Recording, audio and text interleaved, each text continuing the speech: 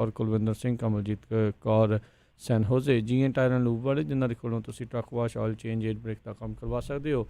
नਵੇਂ पुराने टायर वाजिब कीमतों पर खरीद सकते हो। सेंटर नेला मंडेला च लोकेशन ने कॉल कर सकते हो। नंबर होता 209 277 0113। West coast truck driving school Fresno वाले, ਜਿਹੜੇ ਕਿ ਤੁਹਾਨੂੰ ट्रक का लाइसेंस ਵਧੀਆ सिखलाई दे के घट समय ਚ ਲੈਣ 'ਚ ਸਹਾਇਤਾ ਕਰਦੇ ਨੇ। कॉल अजीत अटवाल 559 374 45 41 ਦੇ ਉੱਤੇ। ਇਹਨਾਂ ਸਾਰਿਆਂ ਦਾ ਬਹੁਤ ਬਹੁਤ ਧੰਨਵਾਦ। ਜੇਕਰ ਤੁਸੀਂ ਜਾਂ ਕੋਈ ਹੋਰ ਕਾਰੋਬਾਰ ਇਸ ਪ੍ਰੋਗਰਾਮ ਨੂੰ ਸਪਾਂਸਰ ਕਰਨਾ ਚਾਹੁੰਦੇ ਹੋ, ਸੰਪਰਕ ਕਰੋ ਨੰਬਰ 408 722 7698 ਦੇ ਉੱਤੇ। तो आओ गलबात का सिलसिला जो शुरू करते हैं। मिंटू जी, पहली गल के उत्ते जे नज़र मारीए तो कहते डॉक्टरों को तनख्वाह ना मिलने के उत्ते सुप्रीम कोर्ट नाराज़, क्या युद्ध में फौजियों को नाराज़ नहीं कर सकते? बिल्कुल, ये मसला अपने आप के बड़ा गंभीर है कि इस मौके से कि जो हुण संसार के पूरा जे देखिए सारा अंकड़ियां का खेड, तो इंडिया हुण चौथे नंबर पर पहुँच गया। और साउथ एशिया के जोड़े 3 देश है, जिदा बांग्लादेश है, पाकिस्तान, इंडिया, गवांढी भी है, तो इन्हों बीमारी जी है वो पसर रही है। कहने का भाव यह है कि गिनती बढ़ती पई है पेशेंट्स की। तो आने वाले समय के इंडिया जो जिसकी आबादी सब तो ज्यादा है, तो उत्थे बहुत बड़ा एक तरह कह रही है कि संकट आ सकता। तो उस सूरत के साडे कोल एक वधिया टीम होनी चाहिए है डॉक्टरों की, विद्वानों की टीम तो अच्छी खासी हैगी है। मोदी साहब को रामदेव या होर है कई, तुहानूं पता ही है। तो दूसरे पासे ये जोड़े डॉक्टर आ जिन्होंने आप करोना वॉरियर कहने, तो इन्हों की कहिए कि एक तरह जी जांबाजी है वो बहुत जरूरी है, बहुत कि उन्होंने जोश जांबाजी लाजमी होनी चाहिए है। तो जे ये आर्थिक पक्षों या सेहत पक्षों या समाजिक पक्षों किसी भी पक्ष तो उससे ले पैदे है, तो मतलब है कि जंग च पकड़ जी करती है वो ढिली पवेगी। तो बहरहाल हुण मसला यो आ कि दिल्ली के डॉक्टरों ने शिकायत की सुप्रीम कोर्ट च जाके कि सानू तनख्वाहां जिहड़ियां नहीं मिल रही, और दूजी चीज़ ये कि तनख्वाहां नूं कट भी लाए जा रहे हैं। सुप्रीम कोर्ट ने ये सुनवाई की शुक्रवार को, यानी अज। उन्होंने कहा कि युद्ध दौरान तुसीं फौजियों को नाराज ना करो, थोड़ा अगे बढ़ के इन्हां दीयां शिकायतों ते हल कढ़े जान और पैसों का इंतजाम करो। कोर्ट ने यह भी कहा कि सेहत कामियां की तनख्वाह का भुगतान नहीं होने वर्गे मामले जे अदालतां च आउणगे तो ठीक नहीं है। मतलब कि ये वैसे भी रवायत, वैसे भी ये फिर तो ठीक नहीं है कि तनख्वाहां वाले मसले च भी असीं इंटरवीन करिए, असीं दखल रहीए, तो ये फिर तो ठीक नहीं जापदी। सो इस करके तुसीं अपना हल कढ़ो। सो ये सारा कुछ कोर्ट ने कहा। डॉक्टरों की पटीशन सी बकायदा जिहदे विच इन्हां ने सुनवाई की आ। उदां जे आपां देखदे हां तां उन्होंने ये भी कहा कि देखो भी मतलब कि जिद्दां हुण लेबर वालियां दा रौला पै गया, इन्हां ने तनख्वाहां देनियां सी, मोदी साहब होरां ने कहा सी तनख्वाहां फुल दिओ ਜਿਹੜੇ कारखानेदार ਜਾਂ इंडस्ट्रीलिस्ट ने, तो उन्होंने कहा सीगा कि पूरी तनख्वाह दो इन्हों 54 दिन की तनख्वाह का रौला पै गया। आप मुड़ के लत्त चक गए, कहते कि जी असी तो हुक्म जोड़ा सीगा या सलाह सीगा जिहड़ा वो वापस ले ली सी मई दे विच। तो वो मामला चल गया कोर्ट दे विच। वो जिहड़े इंडस्ट्रीलिस्ट सन वो कहते कि जदों साडा भी काम ठप्पिया असीं काहदी सैलरी दईए, तो उत्थे भी रौला तनख्वाहां दा सीगा। तो उत्थे भी अज सुप्रीम कोर्ट सुनवाई हुई आ। तो उन्होंने कहा कि देखो किसी भी कारखानेदार ते, किसी भी उद्योगपति ते कोई दंडात्मक कार्रवाई नहीं होनी चाहिए। हाँ, जे तुहाडा बैठ के हल नहीं निकलता तो तुसीं इदां करो कि जो किरत मंत्रालय है या किरत महकमा वा, तुसीं उहदे नाल सलाह मशवरा कर सकदे जे। तुसीं उहनां तों कोई गलबात राही हल कढवाउण की चेष्टा रख सकते जी। सो इस तरह सुप्रीम कोर्ट ने 2 अहम मुद्दों पर अज सुनवाई की। वैसे होर भी मुद्दों पर सुनवाई की आ, बट जे 2 ये मुद्दे देखिए करोना काल दे विच दोने ही तनख्वाह नाल जुड़े आ, और दोने आपां जिद्दां कह लईए कि करोना वॉरियर्स दे नाल जुड़े आ। मजदूर भी इस वेले जे इंडस्ट्री नूं दोबारा ठुमना देना तो बहुत बड़ा रोल प्ले करनगे, और दूसरे पासे इंडस्ट्रीलिस्ट अपनी थां ते ठीक ने, ਅਸੀਂ ਉਹਨਾਂ ਨੂੰ ਵੀ ਉਹਨਾਂ ਦੇ ਹੱਕਾਂ ਨੂੰ ਵੀ ਨੈਗਲੈਕਟ नहीं कर सकते इस सारे प्रकरण चो। तो दूसरे पासे डॉक्टर ने ਜਿਹੜੇ कि मैं कहूँगा कि फ्रंट लाइन ਦੇ लड़ाके इस वेले, तो उन्होंने भी इस तरह के आलम ਦੇ ਵਿੱਚ जे काम करना पवे तो बड़ी शर्मिंदगी वाली गल है, बड़ी नमोशी वाली गल है। खैर कुछ खबर ਜਿਹੜੀਆਂ करोना नाल जुड़ियां ने, क्योंकि करोना में जिवें कहा कि एक बार फिर गंभीरता नाल लिया जान लग पिया। उस तरह ਸਾਡੇ ਪੰਜਾਬੀ ਵਿੱਚੋਂ ਜੇ ਤੇ ਕਰੋਨਾ ਨੂੰ ਕੱਦੂ ਨਹੀਂ ਹੁੰਦਾ ਜਿਹਦੇ ਚ ਝੋਨਾ ਲਾਉਂਦੇ ਆ, ਜੀ ਇਹਦੇ ਚ ਹੀ ਦਬੱਲੀ ਫਿਰਦੇ ਸਨ। ਕਿਸੇ ਨੂੰ ਕੋਈ ਫਿਕਰ ਨਹੀਂ ਸੀ। ਅਚਾਨਕ ਪੰਜਾਬ ਨੇ ਲੋਕਡਾਊਨ ਦਾ ਐਲਾਨ ਕੀਤਾ, ਉਸ ਤੋਂ ਬਾਅਦ ਥੋੜੀ ਜਿਹੀ ਹੁਣ ਗੰਭੀਰਤਾ ਜਿਹੜੀ ਆ ਉਹ ਫਿਰ ਦੁਬਾਰਾ ਅੰਕੜਿਆਂ ਤੇ ਗਈ ਆ। ਤਾਂ ਕੁੱਲ ਦੁਨੀਆ ਚ ਕੀ ਹੋਣ ਡਿਆ, ਥੋੜੀ ਜਿਹੀ ਆਪਾਂ ਝਾਤਖੋਰੀ ਕਰ ਲੈਂਦੇ ਹਾਂ। ਜੀ ਆਸਟ੍ਰੇਲੀਆ ਦੇ ਚੀਫ ਮੈਡੀਕਲ ਅਫਸਰ ਦਾ ਕਹਿਣਾ ਹੈ ਕਿ ਦੇਸ਼ ਦੇ ਕੁਝ ਹਿੱਸਿਆਂ ਵਿੱਚੋਂ ਕਰੋਨਾ ਵਾਇਰਸ ਬਿਲਕੁਲ ਫਿਨਿਸ਼। ਵੈਸੇ ਵੀ ਉਹਨਾਂ ਨੇ ਬਹੁਤ ਵਧੀਆ ਕੰਮ ਕੀਤਾ। ਉਹਨਾਂ ਦੀਆਂ ਤੇ ਮੇਰੇ ਖਿਆਲ ਦੇ ਨਾਲ ਨਿਊਜ਼ੀਲੈਂਡ ਨਾਲ ਫਲਾਈਟਾਂ ਵੀ ਚੱਲਣ ਜਾ ਰਹੀਆਂ ਨੇ। ਤਾਂ ਦੂਸਰੇ ਪਾਸੇ ਆਸਟ੍ਰੇਲੀਆ ਦੇ ਪ੍ਰਧਾਨ ਮੰਤਰੀ ਹੈ ਜਿਹੜੇ ਸਕਾਟ ਮੋਰਿਸਨ, ਜਿਨ੍ਹਾਂ ਨੂੰ ਪਿੱਛੇ ਜੇ ਇੱਕ ਬੰਦੇ ਨੇ ਕਿਹਾ ਸੀਗਾ ਮੇਰੇ ਘਰ ਤੋਂ ਪਾਸੇ ਹੋ ਜਾਓ, ਵੈਸੇ ਇਹ ਇਹਨਾਂ ਦੇਸ਼ਾਂ 'ਚ ਹੀ ਹੋ ਸਕਦਾ। ਸਾਡੇ ਕਿਸੇ ਪ੍ਰਧਾਨ ਮੰਤਰੀ ਨੂੰ ਕੋਈ ਟਵੀਟ ਵੀ ਕਰ ਦੇਵੇ ਉਹੋ ਜਿਹਾ ਤੇ ਉਹਦੇ ਤੇ ਵੀ ਕੇਸ ਦਰਜ ਹੋ ਜਾਂਦਾ ਕਈ ਦਫਾ। ਤਾਂ ਖੈਰ ਇਹਨਾਂ ਨੇ ਵਿਦੇਸ਼ੀ ਵਿਦਿਆਰਥੀਆਂ ਵਾਸਤੇ ਐਲਾਨ ਕੀਤਾ ਵਾ। ਇਹਨਾਂ ਨੇ ਆਖਿਆ ਕਿ ਵਿਦੇਸ਼ੀ ਵਿਦਿਆਰਥੀਆਂ ਨੂੰ ਜਲਦੀ ਹੀ ਇੱਕ ਸ਼ੁਰੂਆਤੀ ਪਾਇਲਟ ਪ੍ਰੋਗਰਾਮ ਦੇ ਤਹਿਤ ਆਸਟ੍ਰੇਲੀਆ ਆਉਣ ਵਿੱਚ ਮਦਦ ਮਿਲੇਗੀ। ਮਤਲਬ ਕਿ ਇਹ ਪ੍ਰੋਗਰਾਮ ਜਿਹੜਾ ਅਗਲੇ ਮਹੀਨੇ ਹੀ ਸ਼ੁਰੂ ਹੋ ਸਕਦਾ। ਸੋ ਜਿਹੜੇ ਸਟੂਡੈਂਟ ਵੇਟਿੰਗ ਲਿਸਟ ਦੇ ਵਿੱਚ ਸਨ ਜਾਂ ਵੈਸੇ ਵੀ ਅਚਵੀ ਦਾ ਸ਼ਿਕਾਰ ਸਨ ਕਿ ਕਦੋਂ ਆਸਟ੍ਰੇਲੀਆ ਦਾ ਕੰਮ ਖੁੱਲੂਗਾ, ਤਾਂ ਉਹਨਾਂ ਵਾਸਤੇ ਇਹ ਮੇਰੇ ਖਿਆਲ ਦੇ ਨਾਲ ਅੱਛੀ ਖਬਰ ਆ। ਜੇ ਇੱਧਰ ਕੌਮੀ ਪੱਧਰ ਦੀਆਂ ਕੁਝ ਖਬਰਾਂ ਦੇਖੀਏ, ਦਿੱਲੀ ਹਾਈ ਕੋਰਟ ਨੇ 30 ਜੂਨ ਤੱਕ ਲਾਕਡਾਊਨ ਲਾਉਣ ਵਾਲੀ ਜਿਹੜੀ ਮੰਗ ਸੀਗੀ ਉਹਦੇ ਨਾਲ ਜੁੜੀਆਂ ਜਿਹੜੀਆਂ ਤਮਾਮ ਪਟੀਸ਼ਨਾਂ ਸੀ ਉਹਨਾਂ ਸਭਿਆਂ ਨੂੰ ਖਾਰਜ ਕਰ ਦਿੱਤਾ, ਸਾਰੀਆਂ ਨੂੰ ਖਾਰਜ ਕਰ ਦਿੱਤਾ।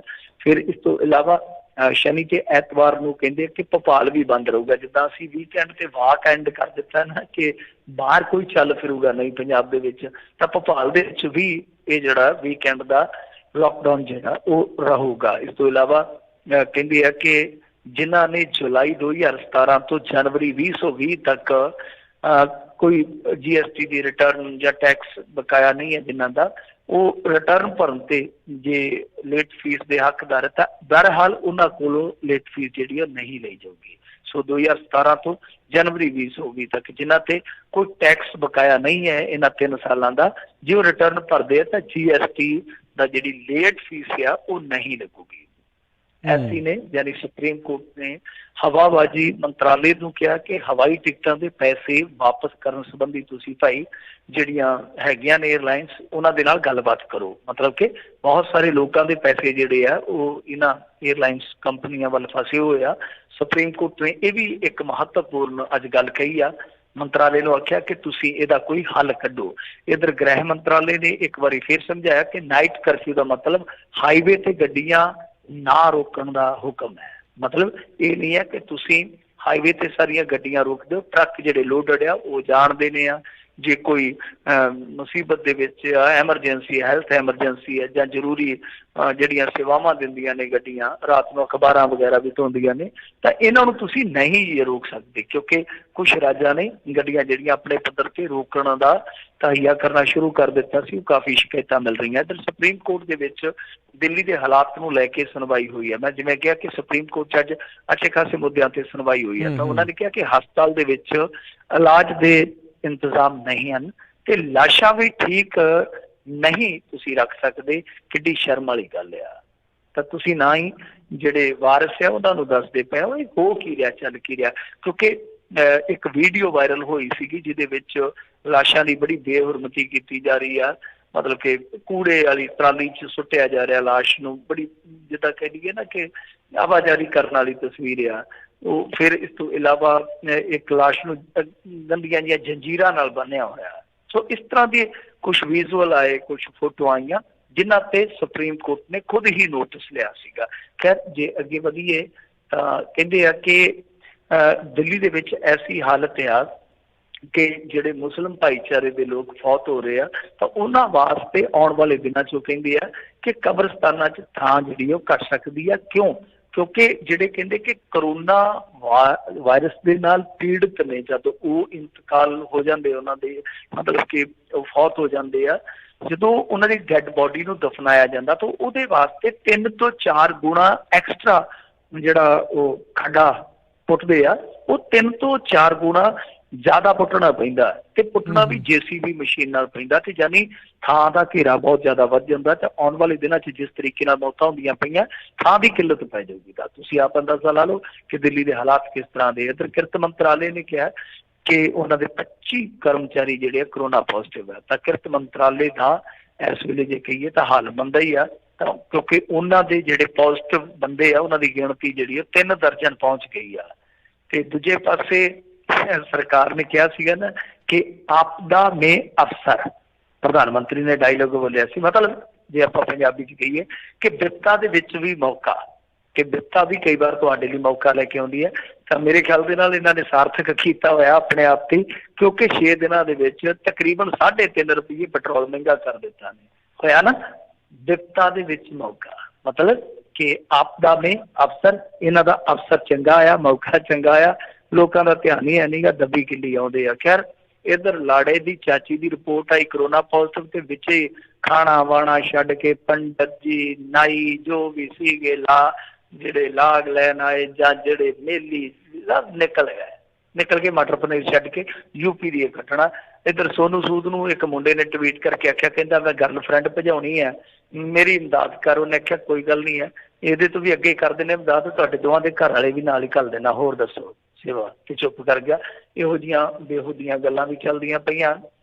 ਖੈਰ ਇੱਕ ਅੱਛੀ ਗੱਲ ਵੀ ਆ ਕਿ ਇੱਕ ਪੈਂਚਰ ਲਾਉਣ ਵਾਲੇ ਸ਼ਖਸ ਨੇ ਭੋਪਾਲ ਦੇ ਵਿੱਚ, ਜਿੰਨੀ ਉਹਦੀ ਸਾਲ ਦੀ ਕਮਾਈ ਸੀ, ਮਤਲਬ ਕਿ ਸਾਰੇ ਸੈਨੀਟਾਈਜ਼ ਤੇ ਖਰਚ ਦਿੱਤੇ ਪੈਸੇ। ਤਾਂ ਇਸ ਤਰ੍ਹਾਂ ਦੀਆਂ ਵੀ ਕਹਾਣੀਆਂ ਆਉਂਦੀਆਂ। ਜਿੱਦਾਂ ਇੱਕ ਬੀਬੀ ਆ ਲਖਨਊ ਦੇ ਵਿੱਚ, ਉਹ ਆਪਣੇ ਪੱਧਰ ਤੇ, ਮੁਸਲਮਾਨ ਔਰਤ ਹੈ ਬੀਬੀ, ਉਹ ਆਪਣੇ ਪੱਧਰ ਤੇ ਸੈਨੀਟਾਈਜ਼ ਕਰਦੀ ਹੈਗੀ ਗਲੀਆਂ ਨੂੰ।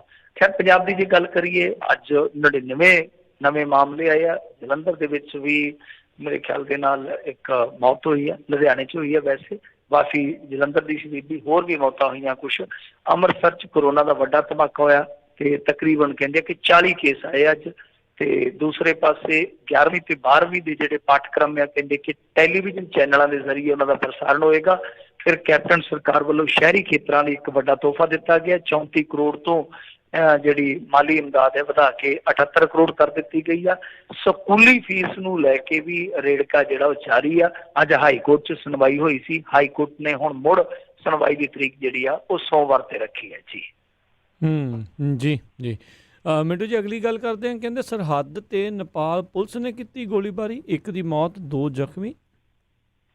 ਹਾਂਜੀ, ਇਹ ਬੜੀ ਮੈਂ ਕਹੂੰ ਵੱਡੀ ਖਬਰ ਹੈ। ਜੇ ਅੱਜ ਆਪਾਂ ਦੇਖੀਏ ਨਾ, ਇੰਡੀਆ ਦੇ ਲਿਹਾਜ਼ ਨਾਲ ਬਹੁਤ ਵੱਡੀ ਖਬਰ ਹੈ। ਜੇ ਕਰੋਨਾ ਤੋਂ ਬਾਅਦ ਕੋਈ ਵੱਡੀ ਖਬਰ ਹੋਏਗੀ ਤਾਂ ਇਹੀ ਵੱਡੀ ਖਬਰ ਆ। ਅਸਲ ਦੇ ਵਿੱਚ ਇਹ ਘਟਨਾ ਹੈਗੀ ਆ ਬਿਹਾਰ ਦਾ ਸੀਤਾਮੜੀ ਜ਼ਿਲ੍ਹਾ ਹੈ, ਉਹਦੇ ਵਿੱਚ ਵਾਪਰੀ ਆ। 2 ਤਸਵੀਰਾਂ ਆਈਆਂ ਸਾਹਮਣੇ, ਤਸਵੀਰਾਂ ਨਹੀਂ ਕਹਿ ਸਕਦੇ, 2 ਪੱਖ ਕਹਿ ਲਓ। ਕਿ ਜਿੱਦਾਂ ਬਹੁਤ ਸਾਰੇ ਮੈਂ ਮੀਡੀਆ ਆਊਟਲੈਟ ਵੇਖੇ, ਵੱਡੇ ਵੱਡੇ ਜਿਹੜੇ ਆ ਨੈਸ਼ਨਲ ਮੁੱਦਿਆਂ ਨੂੰ ਕਵਰ ਕਰਦੇ, ਤਾਂ ਉਹਨਾਂ ਦੇ ਵਿੱਚ ਕੀ ਸੀਗਾ ਕਿ ਇੱਕ ਦੇ ਵਿੱਚ ਤੇ ਕਿਹਾ ਗਿਆ ਕਿ ਉਹਨਾਂ ਨੇ ਗੋਲੀ ਚਲਾ ਦਿੱਤੀ, ਮਤਲਬ ਕਿ ਜਿੱਦਾਂ ਰੇਂਜਰ ਵਗੈਰਾ ਹੁੰਦੇ ਆ ਬਾਰਡਰਾਂ ਤੇ, ਤਾਂ ਉਹਨਾਂ ਨੇ ਗੋਲੀ ਚਲਾਈ ਤੇ ਇੱਧਰਲੇ ਪਾਸੇ ਜਿਹੜੇ ਬੈਠੇ ਸਨ ਉਹ ਇੰਡੀਅਨ ਦੇ ਇੱਕ ਦੇ ਗੋਲੀ ਲੱਗ ਗਈ, ਇੱਕ ਜ਼ਖਮੀ ਆ। ਪਰ ਦੂਜੇ ਪਾਸੇ ਜਿਹੜੀ ਤਸਵੀਰ ਸਾਹਮਣੇ ਆਈ ਆ ਉਹ ਇਹ ਆਈ ਆ, ਮਤਲਬ ਕਿ ਬਹੁਤ ਸਾਰੇ ਮੀਡੀਆ ਆਊਟਲੈਟ ਜਿਹਨਾਂ ਨੂੰ ਆਪਾਂ ਰਿਲਾਇਬਲ ਮੰਨ ਸਕਦੇ ਹਾਂ, ਤਾਂ ਉਹਨਾਂ ਨੇ ਰਿਪੋਰਟ ਇਹ ਕੀਤਾ ਕਿ ਅਸਲ ਦੇ ਵਿੱਚ ਇੱਕ ਪਰਿਵਾਰ ਜਾਣ ਰਿਹਾ ਸੀ ਉੱਧਰ ਨੂੰ, ਤੇ ਉਹਨਾਂ ਨੇ ਆਪਣੇ ਬਾਰਡਰ ਦੇ ਜਿਹੜੀ ਉਹਨਾਂ ਦੀ ਬਾਰਡਰ ਰੇਂਜ ਸੀ ਉਹਦੇ ਵਿੱਚ ਉਹਨੂੰ ਰੋਕਿਆ ਪਰਿਵਾਰ ਨੂੰ ਕਿ ਤੁਹਾਨੂੰ ਅਸੀਂ ਨੇਪਾਲ 'ਚ ਐਂਟਰ ਨਹੀਂ ਹੋਣ ਦਿਆਂਗੇ, ਕਿਉਂਕਿ ਤੁਹਾਨੂੰ ਪਤਾ ਹੀ ਹੈ ਨਾ ਕਿ ਹਾਲਾਤ ਦੋਨਾਂ ਮੁਲਕਾਂ ਦੇ ਜਿਹੜੇ ਫੈਸਲੇ ਆ ਉਹਨਾਂ ਵਿੱਚ ਰਿਸ਼ਤੇ ਤਿੜਕੇ ਪਏ ਆ। ਤਾਂ ਹੋਇਆ ਕਿ ਜਦ ਰੋਕਿਆ ਗਿਆ ਉੱਥੇ ਕਹਿੰਦੇ ਕਿ ਧੱਕਾ ਮੁੱਕੀ ਹੋਈ ਆ, ਤਲਕ ਕਲਾਮੀ ਹੋਈ ਆ, ਉਸ ਤੋਂ ਬਾਅਦ ਗੋਲੀ ਚੱਲੀ ਆ। ਸੋ ਇਹ ਦੂਸਰਾ ਪੱਖ ਹੈ ਤਸਵੀਰ ਦਾ। ਮੈਂ ਦੋਨੇ ਪੱਖ ਤੁਹਾਡੇ ਸਾਹਮਣੇ ਰੱਖ ਦਿੱਤੇ, ਪਰ ਬਹੁਤਿਆਂ ਨੇ ਇਹੋ ਹੀ ਰਿਪੋਰਟ ਕੀਤਾ ਵਾ ਕਿ ਪਰਿਵਾਰ ਆ ਜਿਹੜਾ ਉਧਰ ਨੂੰ ਜਾ ਰਿਹਾ ਸੀਗਾ ਤੇ ਜਦ ਉਹਨਾਂ ਨੇ ਰੋਕਿਆ ਉਸ ਟਾਈਮ ਇਹਨਾਂ ਨੇ ਬਹਿਸ ਬਸਈਆ ਕੀਤਾ, ਉਸ ਤੋਂ ਬਾਅਦ ਗੋਲੀ ਚੱਲੀ ਆ। ਤੇ ਇਹਦੇ ਵਿੱਚ ਇੱਕ ਬੰਦਾ ਮਰਿਆ ਵਾ, ਇੱਕ ਫੱਟੜਿਆ, ਇੱਕ ਉਹਨਾਂ ਦੀ ਹਿਰਾਸਤ ਦੇ ਵਿੱਚ ਵੀ ਆ। ਪੁਲਿਸ ਅਫਸਰ ਨੇ ਵੀ ਇੱਕ ਨੇ ਇਸੇ ਗੱਲ ਦੀ ਹੀ ਤਹਿਤ ਕੀਤੀ ਆ, ਇਸੇ ਗੱਲ ਦੀ ਪ੍ਰੋੜਤਾ ਕੀਤੀ ਹੈ ਕਿ ਬਿਲਕੁਲ ਉਹਨਾਂ ਦੇ ਏਰੀਏ ਦੇ ਵਿੱਚ ਸਭ ਕੁਝ ਹੋਇਆ ਤੇ ਉਹਨਾਂ ਦੀ ਕਸਟਡੀ ਦੇ ਵਿੱਚ ਇੱਕ ਬੰਦਾ ਵੀ ਹੈਗਾ ਜਿਹਨੂੰ ਅਸੀਂ ਛਡਾਉਣ ਵਾਸਤੇ ਗੱਲਬਾਤ ਕਰਦੇ ਪਏ ਹਾਂ। ਤਾਂ ਦੇਖੋ, ਨੇਪਾਲ ਦੇ ਨਾਲ ਵੈਸੇ ਇਸ ਤਰ੍ਹਾਂ ਦੀ ਘਟਨਾ ਅੱਗੇ ਕਦੇ ਆਪਾਂ ਸੁਣੀ ਨਹੀਂ ਹੈ। ਮੈਂ ਤੇ ਏਦਾਂ ਹੋ ਗਿਆ ਕਦੇ ਸੁਣੀ ਨਹੀਂ। ਕਈ ਬੰਦੇ ਤੇ ਦਾਅਵਾ ਕਰ ਰਹੇ ਆ ਕਿ ਗੋਲੀ ਪਹਿਲੀ ਦਫਾ ਚੱਲੀ ਆ, ਉਧਰੋਂ ਗੋਲੀ ਪਹਿਲੀ ਦਫਾ ਚੱਲੀ ਆ। ਐਸਾ ਇਸ ਕਰਕੇ ਆ ਕਿਉਂਕਿ ਦੋਨਾਂ ਮੁਲਕਾਂ ਦੇ ਵਿੱਚ ਇਸ ਵੇਲੇ ਰਾਜ ਰਣਵੀਰ ਸਿੰਘ ਦੀ ਬਹੁਤ ਜ਼ਿਆਦਾ ਟੈਨਸ਼ਨ ਆ, ਕਿਉਂਕਿ ਉਹਨਾਂ ਨੇ ਨਵਾਂ ਨਕਸ਼ਾ ਜਾਰੀ ਕਰ ਦਿੱਤਾ ਔਰ ਇੱਥੋਂ ਤੱਕ ਕਿ ਯੋਗੀ ਆਦਿੱਤਿਆਨਾਥ ਨੇ ਇੱਕ ਬਿਆਨ ਦਿੱਤਾ ਸੀ, ਸਟੇਟਮੈਂਟ ਦਿੱਤੀ ਸੀ, ਉਹਦਾ ਬਹੁਤ ਕਰੜਾ ਪ੍ਰਤੀਕਰਮ ਦਿੱਤਾ ਨੇਪਾਲ ਨੇ, ਬਹੁਤ ਕਰੜਾ। ਉਹ ਕਹਿੰਦੇ ਕਿ ਇਹਨੂੰ ਸਮਝਾਓ, ਇਹਨੂੰ ਕੋਈ ਅਕਲ ਨਹੀਂ ਹੈਗੀ, ਮਤਲਬ ਕਿ ਇਹਨੂੰ ਜਿਹੜੇ ਮੁੱਦਿਆਂ ਦੀ ਅਕਲ ਨਹੀਂ ਹੈਗੀ, ਇਹਨੂੰ ਕਹੋ ਕਿ ਉਹਨਾਂ ਮੁੱਦਿਆਂ ਤੇ ਚੁੱਪ ਰਹੇ, ਮਤਲਬ ਕਿ ਜਿਹੜੀ ਕੌਮਾਂਤਰੀ ਕੂਟਨੀਤੀ ਦੀ ਉਂਜਲ ਆ ਉਹਨੂੰ ਇਹ ਹੱਥ ਨਾ ਪਾਵੇ। ਇਹ ਬਹੁਤ ਵੱਡੀ ਸਟੇਟਮੈਂਟ ਆ। ਸੋ ਇਸ ਕਰਕੇ ਕਿ ਦੋਹੇ ਦੇਸ਼ ਜਿਹੜੇ ਆ ਇਸ ਵੇਲੇ ਜਿਹੜੇ ਕਿ ਬਹੁਤ ਨਜ਼ਦੀਕ ਸਨ, ਤੇ ਉਹਦੇ ਵਿੱਚ ਮੈਂ ਸਮਝਦਾ ਕਿ ਨਰਿੰਦਰ ਮੋਦੀ ਦੀ ਸਰਕਾਰ ਨੇ ਇੱਕ ਹੋਰ ਕੂਟਨੀਤਿਕ ਅਸਫਲਤਾ ਪਾਈ ਆ, ਕਿਉਂਕਿ 2015 ਚ ਇਹਨਾਂ ਨੇ ਰੋਡ ਬਲੌਕ ਕਰਤਾ ਉਹਨਾਂ ਦਾ। ਉਹ ਤੁਹਾਨੂੰ ਪਤਾ ਹੀ ਹੈ ਨਾ ਕਿ ਲੈਂਡ ਲੌਕ ਦੇਸ਼ ਹੈ ਨੇਪਾਲ, ਉਹਨਾਂ ਦੀ ਸਪਲਾਈ ਲਾਈਨ ਜਿਹੜੀ ਬੰਦ ਕਰ ਦਿੱਤੀ। ਉਸ ਵੇਲੇ ਚਾਈਨਾ ਅੱਗੇ ਆ ਗਿਆ। ਚਾਈਨਾ ਜਦੋਂ ਮੋੜੇ ਆਇਆ ਤਾਂ ਸਿੰਪਲੀ ਜਿਹੜੀ ਸੀ ਲੋਕਾਂ ਦੀ ਚਾਈਨਾ ਨਾਲ ਹੋ ਕੇ ਹਾਂ ਭਾਈ ਯਾਰ ਇਹ ਤੇ ਸਾਡੇ ਨੇੜੂ ਨੇ। ਔਰ ਇੱਕ ਇਹਨਾਂ ਨੇ ਉਹ ਕਾਰਟੂਨ ਬਣਾਇਆ ਸੀਗਾ, ਉਹਦੀ ਬਹੁਤ ਉਹਨਾਂ ਨੂੰ ਤਰ੍ਹਾਂ ਨਾਲ ਕਹੀਏ ਕਿ ਗੁੱਸਾ ਸੀਗਾ ਕਿ ਤੁਸੀਂ ਸਾਨੂੰ ਬੱਚੇ ਸਮਝਦੇ, ਤੁਸੀਂ ਸਾਨੂੰ ਡਰਾਉਣੇ। ਤਾਂ ਬਹੁਤ ਸਾਰੀਆਂ ਘਟਨਾਵਾਂ ਹੋਈਆਂ ਨੇ ਜਿਨ੍ਹਾਂ ਦੇ ਆਧਾਰ ਤੇ ਆਪਾਂ ਕਹਿ ਸਕਦੇ ਹਾਂ ਕਿ ਇਹ ਨੇਪਾਲ ਵਾਲੇ ਜਿਹੜੇ ਦੱਬਦੇ ਸੀ, ਹੌਲੀ ਹੌਲੀ ਹੋਇਆ ਕਿ ਚੀਨ ਦੇ ਜਿਹੜੇ ਕਾਮਰੇਡ ਸੀਗੇ ਉਹਨਾਂ ਨੇ ਸਕੀਮ ਲਾਈ। ਇੱਥੇ ਜਿਹੜੇ ਕਮਿਊਨਿਸਟ ਸੀਗੇ ਇੰਡੀਆ ਦੇ ਕਮਿਊਨਿਸਟਾਂ ਵਾਂਗੂ ਪਾਟੇ ਹੋਏ ਸਨ, ਮਤਲਬ ਕਿ ਕੋਈ ਆਪ ਦਾ ਦਲ ਲਈ ਫਿਰਦਾ ਸੀ, ਕੋਈ ਆਪ ਦਾ ਧੜਾ ਬਣਾਈ ਫਿਰਦਾ ਸੀ। ਕਾਮਰੇਡਾਂ ਦਾ ਤੁਹਾਨੂੰ ਪਤਾ ਕਈ ਵਾਰ ਇਕੱਲਾ ਕਾਮਰੇਡ ਵੀ ਝੰਡਾ ਚੁੱਕ ਲੈਂਦਾ ਕਿ ਮੈਂ ਹੀ ਪਾਰਟੀ ਹਾਂ, ਕੋਈ ਗੱਲ ਨਹੀਂ ਆ ਜਾਓ। ਤਾਂ ਉਹਨਾਂ ਨੇ ਕੀ ਕੀਤਾ ਸੀ ਚਾਈਨਾ ਵਾਲਿਆਂ ਨੇ, ਇਹਨਾਂ ਸਾਰਿਆਂ ਨੂੰ ਪਹਿਲਾਂ ਜੋੜਿਆ। ਜਿੰਨੇ ਵੀ ਧੜੇ ਸੀ ਨੇਪਾਲ ਦੇ ਵਿੱਚ ਕਾਮਰੇਡਾਂ ਦੇ, ਸਾਰਿਆਂ ਨੂੰ ਇਕੱਠਿਆਂ ਕਰਕੇ ਇਹਨਾਂ ਦੀ ਸਰਕਾਰ ਬਣਾ ਦਿੱਤੀ। ਮਤਲਬ ਕਿ ਸਾਰੇ ਇਕੱਠੇ ਹੋ ਕੇ, ਜਦੋਂ ਉਹ ਕਹਿੰਦੇ ਹੁੰਦੇ ਨਾ ਕਿ ਠੰਡੀ ਹੋਈ ਸ਼ਕਤੀ ਜਿਹੜੀ ਆ ਉਹ ਮਿੱਟੀ ਦੇ ਸਮਾਨ ਹੁੰਦੀ ਹੈ, ਜਦੋਂ ਸਰਕਾਰ ਉਹਨਾਂ ਦੀ ਬਣ ਗਈ ਕਾਮਰੇਡਾਂ ਦੀ, ਇਹਨਾਂ ਨੇ ਕੋਈ ਗੇਮ ਲਾਈ ਸੀ, ਸਰਕਾਰ ਫਿਰ ਟੁੱਟ ਚੱਲੀ ਸੀਗੀ, ਫੁੱਟ ਪੈ ਗਈ ਕਾਮਰੇਡਾਂ 'ਚ। ਪਰ ਉਹਨਾਂ ਨੇ ਫਿਰ ਆਪਣਾ ਇਨਫਲੂਐਂਸ ਵਰਤਿਆ। ਉਹ ਸਰਕਾਰ ਜਿਹੜੀ ਆ ਉਹ ਕਾਇਮ ਰਹੀ। ਉਹ ਹੈਗੇ ਪ੍ਰੋ ਚਾਈਨਾ ਇਸ ਵੇਲੇ। ਉਹ ਆਪਣਾ ਕੋਈ ਨਤੀਜਾ ਜਾਂ ਕੋਈ ਡਰ ਇਹਨਾਂ ਦਾ ਨਹੀਂ ਮੰਨ ਰਹੇ, ਉਹ ਆਪਣੇ ਹਿਸਾਬ ਕਿਤਾਬ ਨਾਲ ਚੱਲ ਰਿਹਾ। ਔਰ ਇਹ ਦੋਹਰਾ ਦਬਾਅ ਪੈ ਰਿਹਾ ਕਿ ਇੱਕ ਪਾਸੇ ਚਾਈਨਾ ਜਿਹੜਾ ਉਹ ਡਿਸਪਿਊਟਡ ਜਗ੍ਹਾ ਤੇ ਉਹ ਘੇਰੀ ਖਲੋਤਾ ਇੰਡੀਆ ਨੂੰ, ਦੂਸਰੇ ਪਾਸੇ ਨੇਪਾਲ ਹੈ ਜਿਹੜਾ ਉਹ ਨਾ ਸਿਰਫ ਅੱਖਾਂ ਵਿਖਾ ਰਿਹਾ ਬਲਕਿ ਬਾਰਡਰ ਤੇ ਉਹਨੇ ਆਪਣੀ ਫੋਰਸ ਤੈਨਾਤ ਕਰ ਦਿੱਤੀ, ਜਿਹੜੀ ਕਿ ਪਹਿਲਾਂ ਨਹੀਂ ਸੀ ਹੁੰਦੀ। ਸੜਕ ਦਾ ਇਤਰਾਜ਼ ਕਰ ਦਿੱਤਾ ਔਰ ਇੱਥੋਂ ਤੱਕ ਕਿ ਨਵਾਂ ਨਕਸ਼ਾ ਜਾਰੀ ਕਰ ਦਿੱਤਾ ਲਕੂਏ ਵਾਲਾ ਕਿ ਭਾਈ ਇਹ ਤੁਸੀਂ ਸਾਡਾ ਏਰੀਆ ਛੱਡੋ, ਇਹ ਸਾਡਾ ਏਰੀਆ। ਉਹਨਾਂ ਨੇ ਕਲੇਮ ਕਰ ਦਿੱਤਾ। ਚਾਈਨਾ ਦੇ ਕੋਲ ਤੇ ਸੀਗਾ ਹੀ ਸੀਗਾ, ਨੇਪਾਲ ਵੀ ਕਲੇਮ ਕਰ ਰਿਹਾ ਕਿ ਆਹ ਏਰੀਆ ਸਾਡਾ ਜਿਹੜਾ ਤੁਹਾਡੇ ਕੋਲ ਆ। ਸੋ ਇਸ ਵੇਲੇ ਨਰਿੰਦਰ ਮੋਦੀ ਦੀ ਸਰਕਾਰ ਦੀ ਕਹੀਏ ਤਾਂ ਕੌਮਾਂਤਰੀ ਕੂਟਨੀਤੀ ਤੇ ਕੁਛ ਖਾਸ ਕਰਦੀ ਨਜ਼ਰ ਨਹੀਂ ਆਉਂਦੀ, ਕਿਉਂਕਿ ਜਿਹੜਾ ਚਾਈਨਾ ਦੇ ਨਾਲ ਸਟੈਂਡ ਆਫ ਆ, ਜੇ ਤੁਸੀਂ ਦੇਖੋਗੇ ਨਾ ਕਿ ਕੀ ਗਵਾਇਆ ਤੇ ਕੀ ਪਾਇਆ। ਬਹੁਤ ਵੱਡੇ ਵੱਡੇ ਜਿਹੜੇ ਡਿਫੈਂਸ ਦੇ ਮਾਹਰ ਆ, ਔਰ ਖਾਸ ਤੌਰ ਤੇ ਜਿਹੜੇ ਡਿਫੈਂਸ ਦੇ ਵਿੱਚੋਂ ਹੀ ਆਏ ਆ, ਮਤਲਬ ਕਿ ਜਰਨਲਿਜ਼ਮ ਦੇ ਵਿੱਚ ਨਾ ਡਿਫੈਂਸ ਦੀ ਇੱਕ ਬੀਟ ਹੈ, ਉਹਦੇ ਵਿੱਚ ਉਹੀ ਲੋਕ ਆਉਂਦੇ ਆ ਜਿਹੜੇ ਜ਼ਿਆਦਾਤਰ ਡਿਫੈਂਸ ਮਾਹਰ ਹੁੰਦੇ ਆ, ਜਿਹਨਾਂ ਨੇ ਸਟੱਡੀ ਕੀਤੀ ਹੁੰਦੀ ਹੈ, ਜਾਂ ਜਿਹਨਾਂ ਦਾ ਬੈਕਗਰਾਉਂਡ ਮਿਲਟਰੀ ਹੁੰਦਾ ਹੈ। ਤਾਂ ਇੱਥੇ ਬਹੁਤ ਸਾਰੇ ਜਿਹੜੇ ਇਸ ਤਰ੍ਹਾਂ ਦੇ ਇੰਟਲੈਕਚੁਅਲ ਨੇ ਜਿਨ੍ਹਾਂ ਦਾ ਬੈਕਗਰਾਉਂਡ ਮਿਲਟਰੀ ਦਾ ਹੈ, ਉਹ ਕਹਿੰਦੇ ਕਿ ਗੱਲਬਾਤ ਇਹਨਾਂ ਨੇ ਜਿਹੜੀ ਕੀਤੀ ਆ ਗਲਵਾਨ ਵੈਲੀ ਤਾਂ ਦੇ ਆਏ ਆ। ਗਲਵਾਨ ਵੈਲੀ ਕਿਉਂਕਿ ਇਹਨਾਂ ਨੇ ਗਲਵਾਨ ਵੈਲੀ ਦੀ ਗੱਲ ਹੀ ਨਹੀਂ ਛੇੜੀ। ਦੂਸਰੇ ਨੰਬਰ ਤੇ ਜਿਹੜੇ ਹੌਟ ਫਿੰਗਰ ਆ ਉਹਦੇ ਵਿੱਚ ਵੀ ਉਹ ਅੱਗੇ ਆ। ਔਰ ਇਸ ਤੋਂ ਇਲਾਵਾ ਇੱਕ ਬਹੁਤ ਮਹੱਤਵਪੂਰਨ ਪੋਸਟ ਆ ਉਹਦੇ ਉੱਤੇ ਵੀ ਆ ਗਏ, ਤੇ ਜਿਹੜੀ ਇਹ ਸੜਕ ਬਣਾਉਂਦੇ ਸੀ ਉਹ ਵੀ ਕਬਜ਼ਾ ਗਏ ਆ। ਮਤਲਬ ਕਿ ਇਹਨਾਂ ਨੇ ਗੇਨ ਕੀ ਕੀਤਾ? ਇਹਨਾਂ ਨੇ ਗੇਨ ਨਹੀਂ ਕੀਤਾ, ਇਹਨਾਂ ਨੇ ਲਾਸ ਕੀਤਾ। ਸੋ ਇਹ ਸਾਰਾ ਕੁਛ ਹੈ ਜਿਹੜਾ ਇਸ ਵੇਲੇ ਚੱਲਦਾ ਪਿਆ। ਮੇਰੇ ਖਿਆਲ ਦੇ ਨਾਲ ਇਹਨਾਂ ਨੂੰ ਆਪਣਾ ਸਟੈਂਡ ਹੈ ਜਿਹੜਾ ਰਿਵਿਊ ਕਰਨਾ ਪਊਗਾ, ਕਿਉਂਕਿ ਇੰਡੀਆ ਦੀ ਪਾਲਿਸੀ ਹੈ, ਮੈਂ ਤੁਹਾਨੂੰ ਦੱਸ ਦਿੰਦਾ ਕਲੀਅਰਲੀ ਕਿ ਇਹ ਕੀ ਕਹਿੰਦੇ ਆ। ਇਹ ਇਹੋ ਸੋਚ ਕੇ ਚੱਲਦੇ ਆ, ਇੰਡੀਆ ਦੀ ਜਿਹੜੀ ਪਾਲਿਸੀ ਆ, ਹਿਡਨ ਪਾਲਿਸੀ ਆ, ਕਿ ਪਾਕਿਸਤਾਨ ਨਾਲ ਲੜਾਈ ਜਿਹੜੀ ਆ ਉਹ ਅਸੀਂ ਲੜਨ ਜੋਗੇ ਰਹੀਏ। ਮਤਲਬ ਕਿ ਅਸੀਂ ਦੋਹਾਂ ਮੋਰਚਿਆਂ ਤੇ ਇੱਕੋ ਵੇਲੇ ਨਹੀਂ ਲੜ ਸਕਦੇ। ਮਤਲਬ ਕਿ ਚਾਈਨਾ ਨਾਲ ਵੀ ਨਹੀਂ ਲੜ ਸਕਦੇ, ਚਾਈਨਾ ਨੂੰ ਅਸੀਂ ਖੁਸ਼ ਰੱਖੀਏ, ਪਾਕਿਸਤਾਨ ਨੂੰ ਅਸੀਂ ਦਬਕਾਈ ਰੱਖੀਏ। ਤਾਂ ਇਹਨਾਂ ਨੂੰ ਇਹ ਪਾਲਿਸੀ ਸਟਾਂਸ ਦੁਬਾਰਾ ਵੇਖਣਾ ਪਊਗਾ, ਨਜ਼ਰਸਾਨੀ ਕਰਨੀ ਪਊਗੀ ਕਿ ਕੀ ਹੁਣ ਇਸ ਤਰ੍ਹਾਂ ਹੀ ਚੱਲਿਆ ਜਾਊਗਾ ਤੇ ਛੋਟੇ ਛੋਟੇ ਮੁਲਕ ਹੈ ਜਿਹੜੇ ਗਵਾਂਢੀ ਉਹ ਅਸੀਂ ਗਵਾਈ ਚੱਲਾਂਗੇ, ਔਰ ਦੂਜੇ ਪਾਸੇ ਚਾਈਨਾ ਜਿਹੜਾ ਪਾਕਿਸਤਾਨ ਦੇ ਨਾਲ ਰਲ ਕੇ ਉਧਰੋਂ ਵੀ ਗੇਮ ਲਾਈ ਚੱਲੂਗਾ, ਇੱਧਰੋਂ ਵੀ ਲਾਈ ਚੱਲੂਗਾ। ਕੀ ਕਰਨਾ? ਕਿਉਂਕਿ ਚਾਈਨਾ ਦੀ ਪਾਲਿਸੀ ਇਸ ਵੇਲੇ ਤੁਸੀਂ ਦੇਖ ਹੀ ਰਹੋ ਨਾ ਕਿ ਵਪਾਰ ਦੇ ਵਿੱਚ ਤੇ ਉਹ ਗੱਲਬਾਤ ਕਰ ਰਿਹਾ, ਵਪਾਰ ਦੇ ਵਿੱਚ ਤੇ ਬਹੁਤ ਮਿੱਠਾ ਚੱਲ ਰਿਹਾ ਇਹਨਾਂ ਨਾਲ, ਪਰ ਜਦੋਂ ਡਿਸਪਿਊਟ ਦੀ ਗੱਲ ਆਉਂਦੀ ਹੈ ਉੱਥੇ ਉਹ ਖਰਵਾ ਹੋ ਜਾਂਦਾ। ਜੀ ਜੀ ਜੀ ਮਿੰਟੂ ਜੀ, ਅਗਲੀ ਜਿਹੜੀ ਆਪਾਂ ਜੇ ਗੱਲ ਕਰਦੇ ਜਾਈਏ, ਕਹਿੰਦੇ ਪੰਜਾਬ ਤੇ ਹਰਿਆਣਾ ਦੇ ਕਿਸਾਨਾਂ ਨੂੰ ਝਟਕਾ, ਫਸਲਾਂ ਦਾ ਸਮਰਥਨ ਮੁੱਲ ਮਿਲਣਾ ਔਖਾ। ਦੇਖੋ ਅਸੀਂ ਆਹ ਗੱਲ ਜਿਹੜੀ ਆ ਉਹ ਕਈ ਮਹੀਨਿਆਂ ਤੋਂ ਪਿੱਟਦੇ ਪਏ ਆ ਤੇ ਸਾਡੀ ਗੱਲ ਨੂੰ ਕੋਈ ਗੌਲਦਾ ਵੀ ਨਹੀਂ, ਤੇ ਜੇ ਕੋਈ ਗੌਲਦਾ ਤੇ ਅਗਲਾ ਕਹਿੰਦਾ ਇਹਨਾਂ ਨੂੰ ਬਹੁਤਾ ਪਤਾ। ਮੈਂ ਬਹੁਤ ਮਹੀਨਿਆਂ ਤੋਂ ਕਹਿ ਰਿਹਾ ਕਿ ਇੱਕ ਗੇਮ ਲਾਈ ਜਾ ਰਹੀ ਆ, ਹੌਲੀ ਹੌਲੀ ਤੁਹਾਡੇ ਤੋਂ ਤੁਹਾਡਾ ਜਿਹੜਾ MSP ਆ ਉਹ ਖੋਲਿਆ ਜਾਣਾ। ਤੁਹਾਡਾ ਮੰਡੀਕਰਨ ਦਾ ਢਾਂਚਾ ਜਿਹੜਾ ਜਿਹੜੀਆਂ ਮੰਡੀਆਂ ਨੇ ਇਹ ਇਹਨਾਂ ਨੇ ਭੰਗ ਕਰ ਦੇਣਾ ਤੇ ਜੀ ਭੰਗ ਦੇ ਪਹਾੜੇ ਤੁਹਾਡੀ ਜਿਹੜੀ ਫਸਲ ਜਾਇਆ ਕਰੂਗੀ। ਮਤਲਬ ਕਿ ਮਿੱਟੀ ਆ ਕੰਮ ਸਾਰਾ ਕੁੱਲ ਮਿਲਾ ਕੇ ਜੇ ਕਹੀਏ ਤੇ ਬਹੁਤ ਵਧੀਆ ਢਾਂਚਾ ਸੀਗਾ, ਪੰਜਾਬ ਦੇ ਹਿੱਤਕਾਰੀ ਸੀਗਾ, ਪਰ ਮੈਨੂੰ ਨਹੀਂ ਲੱਗਦਾ ਹੁਣ ਬਹੁਤਾ ਚਿਰ ਸਰਵਾਈਵ ਕਰੂਗਾ, ਕਿਉਂਕਿ ਆਪੋਜੀਸ਼ਨ ਹੈ ਨਹੀਂ ਗੀ। ਕਾਂਗਰਸ ਗਾਂਧੀ ਪਰਿਵਾਰ ਬਣ ਗਿਆ, ਔਰ ਗਾਂਧੀ ਪਰਿਵਾਰ ਇਹੋ ਜਿਹਾ ਪਰਿਵਾਰ ਬਣ ਗਿਆ ਜਿਹੜਾ ਕਿ ਮੇਰੇ ਖਿਆਲ ਦੇ ਨਾਲ ਇਸ ਵੇਲੇ ਇੱਦਾਂ ਹੀ ਲੱਗਦਾ ਜਿਵੇਂ ਕੋਈ ਸਰਾਪਿਆ ਪਰਿਵਾਰ ਨਹੀਂ ਹੁੰਦਾ, ਬਸ ਘਾਟਾ ਹੀ ਘਾਟਾ, ਘਾਟਾ ਹੀ ਘਾਟਾ। ਸ਼ਰਾਬ ਪਤਾ ਨਹੀਂ ਕਾਹਦਾ ਲੱਗਿਆ, ਗਲਤੀਆਂ ਤੇ ਹੋਈਆਂ ਨੇ ਨਾ 84 ਤੋਂ ਲੈ ਕੇ ਉਸ ਤੋਂ ਬਾਅਦ ਵਾਲੇ ਕਾਲ ਦੇਖ ਲਓ। ਖੈਰ, ਜੇ ਆਪਾਂ ਗੱਲ ਕਰੀਏ ਅੱਜ ਦੀ ਸਟੇਟਮੈਂਟ ਦੀ ਨਿਤਨ ਗਡਕਰੀ ਦੀ, ਤਾਂ ਨਿਤਨ ਗਡਕਰੀ ਨੇ ਬਿਆਨ ਦਿੱਤਾ। ਉਹ ਕਹਿੰਦੇ ਆ ਕਿ ਫਸਲੀ ਚੱਕਰ 'ਚ ਭਾਈ ਹੁਣ ਬਦਲਾਅ ਲਿਆਉਣਾ ਹੀ ਪਏਗਾ, ਕਣਕ ਤੇ ਝੋਨੇ ਦਾ ਰਕਬਾ ਇਹ ਘਟਾਉਣਾ ਪਊਗਾ, ਕਿਉਂਕਿ ਇੱਕ ਪਾਸੇ ਸਾਡੇ ਕੋਲ ਵਾਧੂ ਅਨਾਜ ਆ ਤੇ ਦੂਜੇ ਪਾਸੇ ਸਾਡੇ ਕੋਲ ਉਸ ਨੂੰ ਸਟੋਰ ਕਰਨ ਜੋਗੀ ਜਗ੍ਹਾ ਨਹੀਂ ਹੈ। ਇਸ ਲਈ ਸਾਨੂੰ ਇਹਨਾਂ ਫਸਲਾਂ ਦੇ ਬਦਲ ਜਿਹੜੇ ਆ ਉਹ ਲੱਭਣੇ ਹੀ ਪੈਣਗੇ। ਮਤਲਬ ਕਿ ਸਾਨੂੰ ਇਹਨਾਂ ਚੀਜ਼ਾਂ ਚੋਂ ਬਾਹਰ ਨਿਕਲਣਾ ਪਊਗਾ। ਰਵਾਇਤੀ ਫਸਲਾਂ ਦਾ ਜਿਹੜਾ ਰਵਾਇਤੀ ਚੱਕਰ ਹੈ ਕਿਹੜਾ ਹੈ, ਕਣਕ ਤੇ ਝੋਨਾ, ਉਹਨਾਂ ਨੇ ਪਾਰਟੀਕੂਲਰ ਨਾਮ ਲਏ ਆ। ਔਰ ਇਹ ਜਿਹੜਾ NFP ਸਾਨੂੰ ਮਿਲਦਾ ਉਹ 2 ਸਟੇਟਾਂ ਨੂੰ ਮਿਲਦਾ, ਹਰਿਆਣਾ ਔਰ ਪੰਜਾਬ। ਤਾਂ ਜਿਹੜਾ ਨਿਤਨ ਗਡਕਰੀ ਆ ਕੋਈ ਸਧਾਰਨ ਮੰਤਰੀ ਨਹੀਂ ਹੈਗਾ।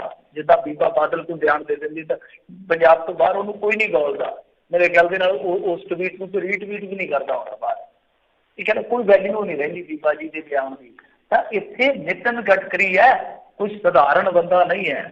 ਸੋ ਹੁਣ ਅਕਾਲੀਆਂ ਨੂੰ ਵੇਖਣਾ ਪਊਗਾ, ਵਿਚਾਰਨਾ ਪਊਗਾ ਕਿ ਭਾਈ ਅੱਗੇ ਕਹਾਣੀ ਕੀ ਹੋ ਸਕਦੀ ਆ। ਕਿਉਂਕਿ ਦੇਖੋ ਅਕਾਲੀਆਂ ਨੇ ਹੀ ਜੇ ਮੂਲ ਤੌਰ ਤੇ ਲਿਖੇ ਤਾਂ ਸਭ ਤੋਂ ਪਹਿਲਾਂ ਜਵਾਬ ਉਹਨਾਂ ਨੇ ਦੇਣਾ। ਵੈਸੇ ਜੇ ਮੈਂ ਤੁਹਾਨੂੰ ਗੱਲ ਜੇ ਥੋੜੀ ਜਿਹੀ ਗਾਂਹ ਲਿਜਾ ਕੇ ਕਹਾਂ ਤਾਂ ਇਹ ਸਾਰੀਆਂ ਤਬਾਹੀਆਂ ਦੇ ਮੁੱਢ ਬੰਨੇ ਕਾਂਗਰਸ ਨੇ।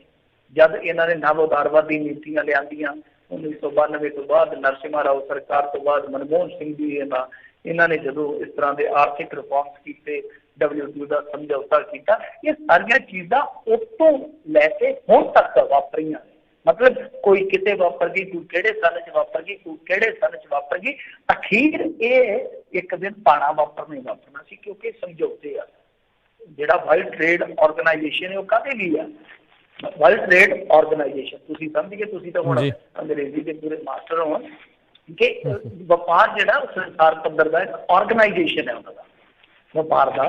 ਤੇ ਵਪਾਰ ਇੱਕ ਸਾਰ ਹੋਣਾ ਚਾਹੀਦਾ, ਮਤਲਬ ਕਿ ਹਰੇਕ ਦੇਸ਼ ਕੋਲ ਆਪਣੀ ਚੀਜ਼ ਵੇਚਣ ਲਈ ਮੰਡੀ ਹੋਣੀ ਚਾਹੀਦੀ ਹੈ, ਸੰਸਾਰਿਕ ਮੰਡੀ ਹੋਵੇ ਖੁੱਲ੍ਹੀ।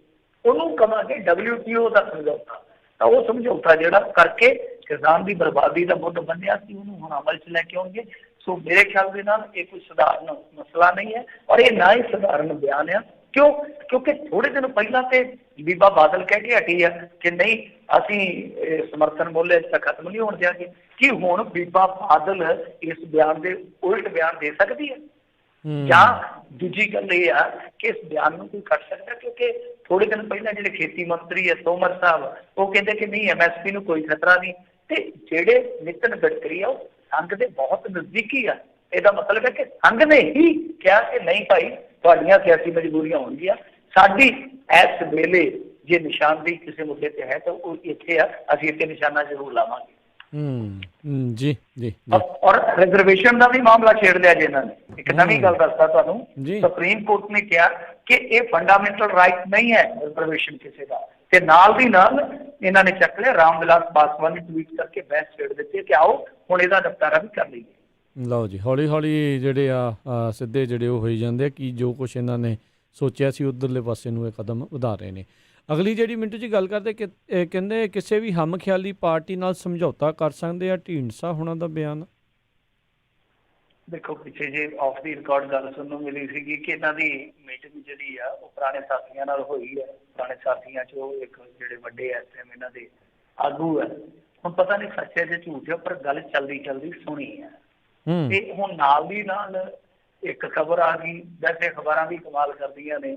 ਇੱਕੋ ਅਖਬਾਰ ਨੇ 2 ਦਿਨ ਪਹਿਲਾਂ ਕਿਆਫਾ ਲਾਇਆ ਸੀਗਾ ਕਿ ਆਮ ਆਦਮੀ ਪਾਰਟੀ 'ਚ ਜਾਣਗੇ, ਅੱਜ ਲਿਖ ਦਿੱਤਾ ਕਿ ਭਾਜਪਾ 'ਚ ਜਾਣਗੇ। ਕੱਲ ਨੂੰ ਇਹ ਨਾ ਲਿਖ ਦੇਣ ਕਿਤੇ ਕਿ ਦੁਬਾਰਾ ਕਾਂਗਰਸ ਨਹੀਂ ਜਾ ਸਕਦੇ ਜਾਂ ਅਕਾਲੀ ਦਲ ਨਹੀਂ ਜਾ ਸਕਦੇ। ਖੈਰ, ਹੁਸ਼ਿਆਰਪੁਰ ਦੇ ਵਿੱਚ ਜੋ ਪਰਮਿੰਦਰ ਸਿੰਘ ਢੀਂਡਸਾ ਉਹਨਾਂ ਨੇ ਸੰਕੇਤ ਦਿੱਤੇ ਆ ਉਹ ਮੈਂ ਤੁਹਾਨੂੰ ਦੱਸ ਦਿੰਦਾ। ਉਹ ਕਹਿੰਦੇ ਕਿ ਅਕਾਲੀ ਦਲ ਬਾਦਲ ਅਸਲ ਦੇ ਵਿੱਚ ਸਿਧਾਂਤਾਂ ਤੋਂ ਭਟਕ ਚੁੱਕਾ ਤੇ ਹੁਣ ਪੰਜਾਬ ਦੇ ਲੋਕ ਇਹਨਾਂ ਨੂੰ ਨਕਾਰ ਚੁੱਕੇ ਹਨ। ਲੰਮੇ ਸਮੇਂ ਤੋਂ ਸ਼੍ਰੋਮਣੀ ਕਮੇਟੀ ਦੀਆਂ ਚੋਣਾਂ ਨਾ ਕਰਵਾਉਣ ਸੰਬੰਧੀ ਉਹ ਕਹਿੰਦੇ ਆ ਕਿ ਇਹ ਸਿੱਖ ਕੌਮ ਨਾਲ ਸਰਾਸਰ ਧੱਕਾ ਕੀਤਾ ਜਾ ਰਿਹਾ ਹੈ।